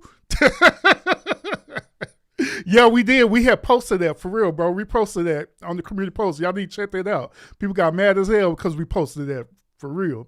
Like, yeah, that kind of did happen on the cool though. But now to say on Lionel point, right? I agree with him on this second round. Pearl is doing what she should have did in the first round, which is use her sensationalism against Anna, but she wasn't doing a very good job at it at all. Period. Now she's using it to her advantage, and now Anna's getting all emotional and stuff, and especially when she mentioned that thing about her being sexually assaulted by that homeless dude. Like, damn, that was some cold shit right there for real. Damn.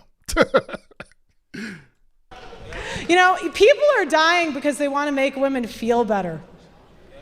People, literally, What I'm curious about is whether or not the Pick Me Act ever resorted into anything positive for you. Are you done? I'm not. All right, so I'm not either. Okay, keep going. Now, the other thing is, women fly planes, they crash them. Women are in CEOs. What they are the quit. stats on most that? Female, What are the most stats female on that? You know, it's like feminists. They want stats that say water is wet. The Yeah, sky I is want blue. empirical evidence Right, to because back up your arguments. because you want to be in control of telling people what to think and how to feel. No, I want to be in reality. I want to live in a fact-based reality that requires empirical evidence, not your assertions. But that's not a reality. That's a fabrication. We don't live in this perfect utopia where you got to have facts and datas and everything to back everything up, because once again, I already proved that's not even 100% accurate. It's based on surveys, and surveys is based on people who decide to participate in them or not. That's how the way it works. I don't even think she understands how peer review research works. I don't even think she understands that. A lot of people who haven't went to college and y'all didn't do research papers, you didn't do peer level review research papers or anything like that, you wouldn't even understand it at all, how the way that work. If you never took stats and statistics, you know what I'm saying, then you're not going to understand how it works, how all that works together. 300. We all saw that plane crash on the East Coast. No one's making that up, Anna. You do better when you're reading off your paper, so I'll give you some time to do that.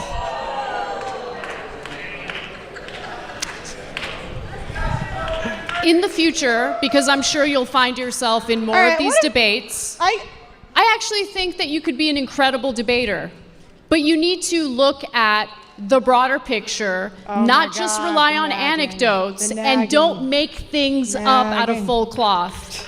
Okay. Feminism empowered women. I'll take the tip, thank you. Feminism empowered women to sign up for previously male-dominated careers that they quit. 48 to 73% of female lawyers, depending on the type of firm, quit either as junior associates or at mid-career.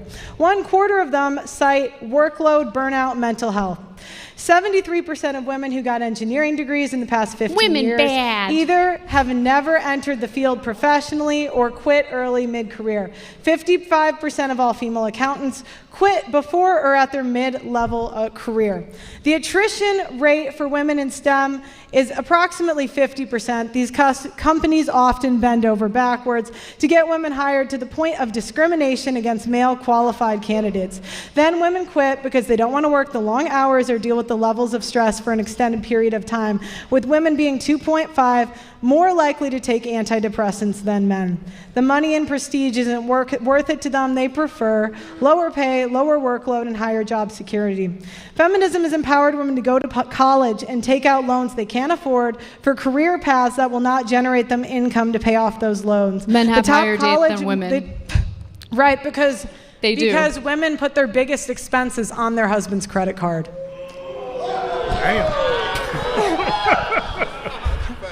According to Experian, and they look and women account are for those factors that you just mentioned. Women are 85% of consumer spending. We lead when it comes to luxury brands. Men have more mortgage debt, car loan debt, personal credit card debt, right? Because they're expected expected to provide. Women make 80% of consumer buying decision. Again, if feminists really cared about equality, they would provide for the men. They would what for the men? Where's Sorry, king I missed treatment, that. fellas? Sorry, can you repeat that? If feminists cared about equality, they would provide for the men. But yet, that is a small minority of women. Wait, so let me get this straight. Honestly, your whole shtick is women should bend over backwards and do everything they can for men. My argument... I'm an egalitarianist. Hold on, my argument is that men and women are both tremendously important to a functioning society. They should both be treated with respect.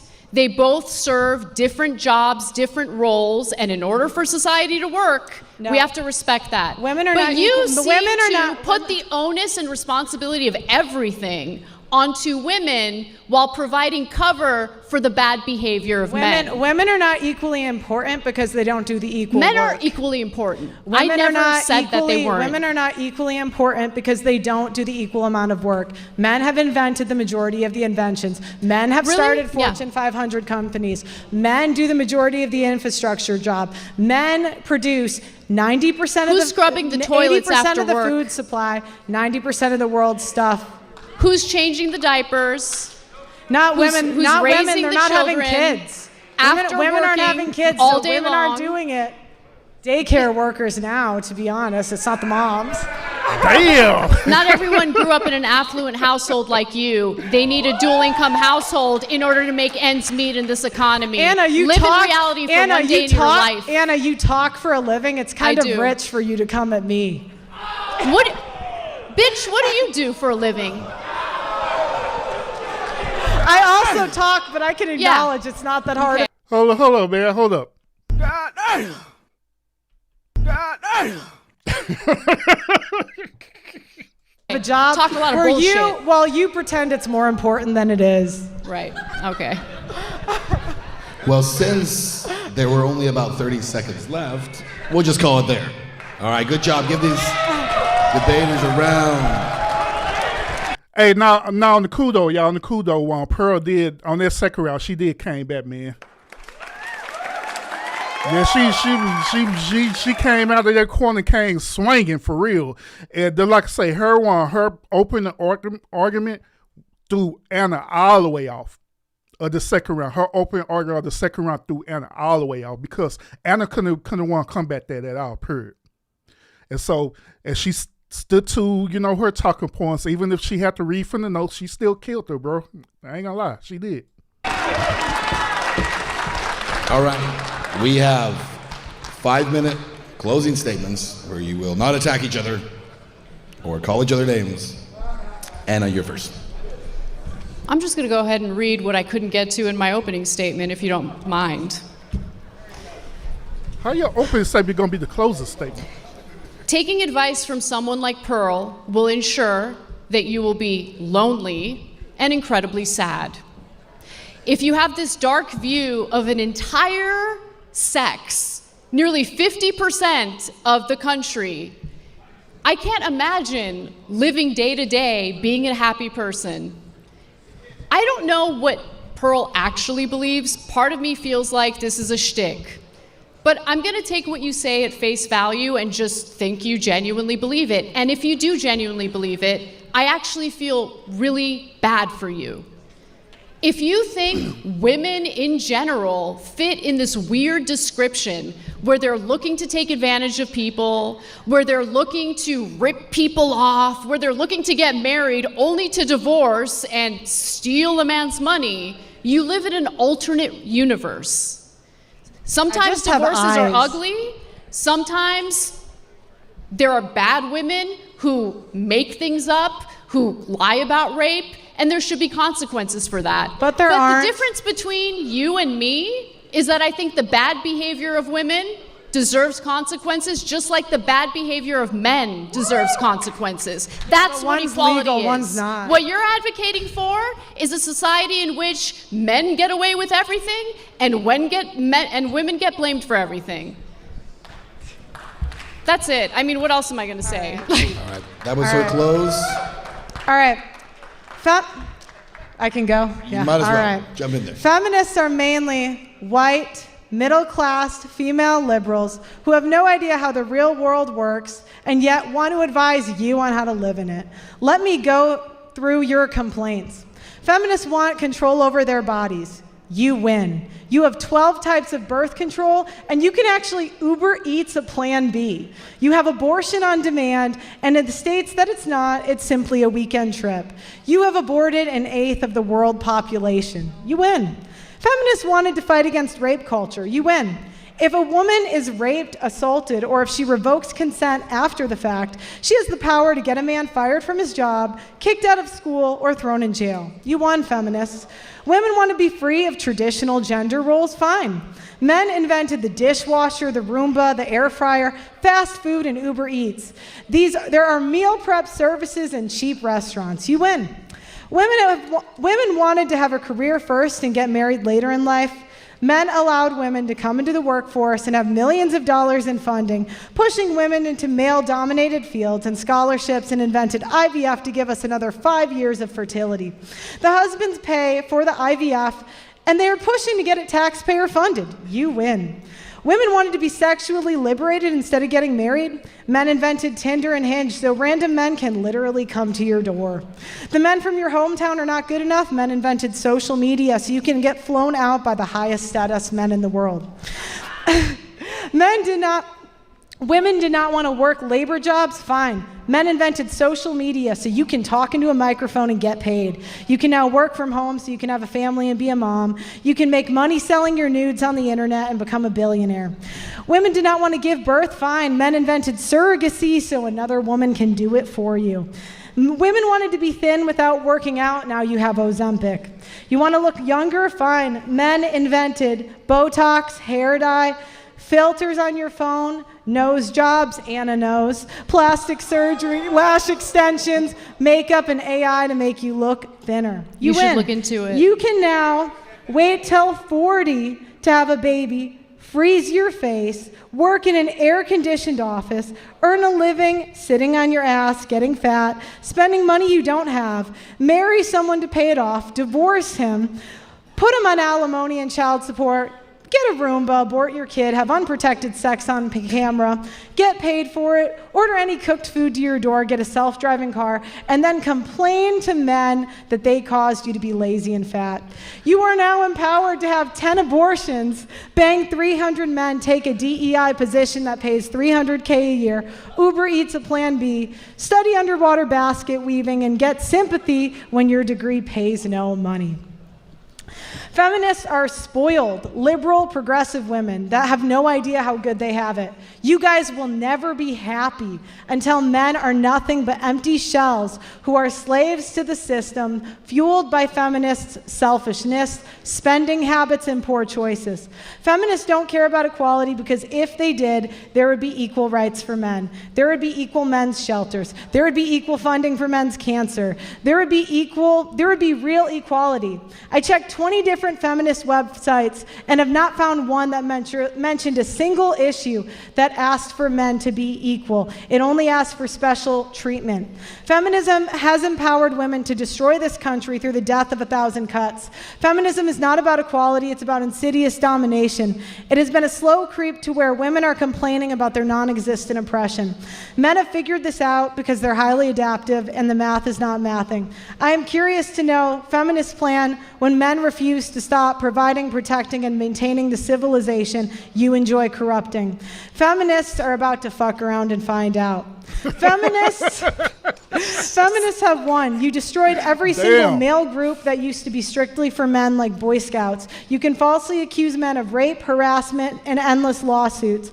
Feminists have more political power, voting power, and spending power than any other group. Everybody caters to you.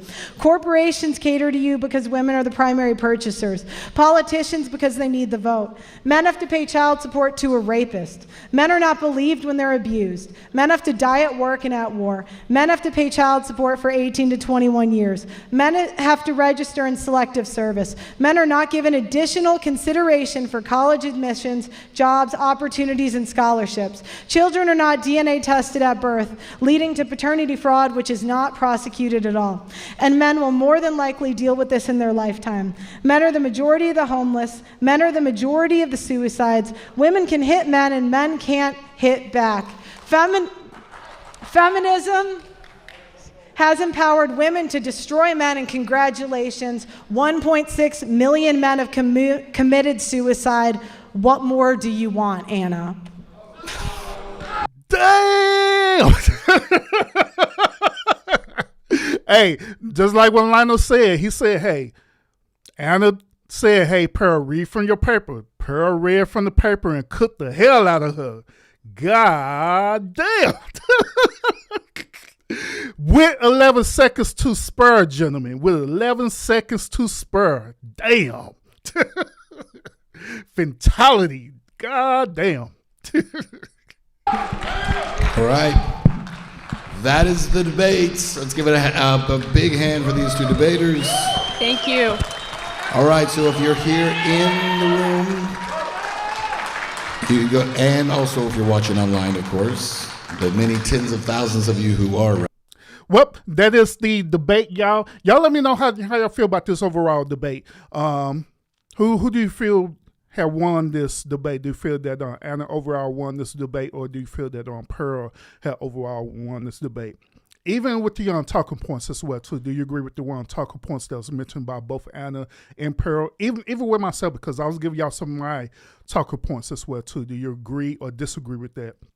Those of y'all who are tuning in right now, we was reacting to the Anna and Pearl debate. If you didn't catch the beginning of this podcast, I encourage you to go back and not only catch the beginning, but make sure you hit the thumbs up as well too, because it support the channel a whole lot. All right, so go back and catch the beginning of this and let me know how you feel about it, and then put it in the comment section as well too. Let me know how you feel about this overall debate. Now, me personally, this how the way I see it. Now, round one of the debate, I'm not gonna lie, Anna did cut the hell out of Pearl simply because Anna had took Pearl out of her element. All right, but however, in round 2, Pearl had came back and won round 2 because now Pearl had took Anna out of her element, and she started off with a really strong talking point too, where Anna could not come back from. You know what I'm saying? So I believe that's who won the debate overall. Hey, Pearl did a thing. You know what I mean? But other than that, y'all, thank you so much for tuning in to the show. Make sure you catch the replay of my other one content as well too. Many of y'all over here because you didn't see my shorts, and I appreciate y'all participating in that. Many of y'all are also over here because y'all be participating in the community wall and community posts that I'll be putting out, and I appreciate that as well too. But make sure you catch the replay on my live streams. Make sure you have your notifications set when I do go live again. All right. So other than that, gentlemen, y'all have a great and wonderful night, and I will see you again on the next episode.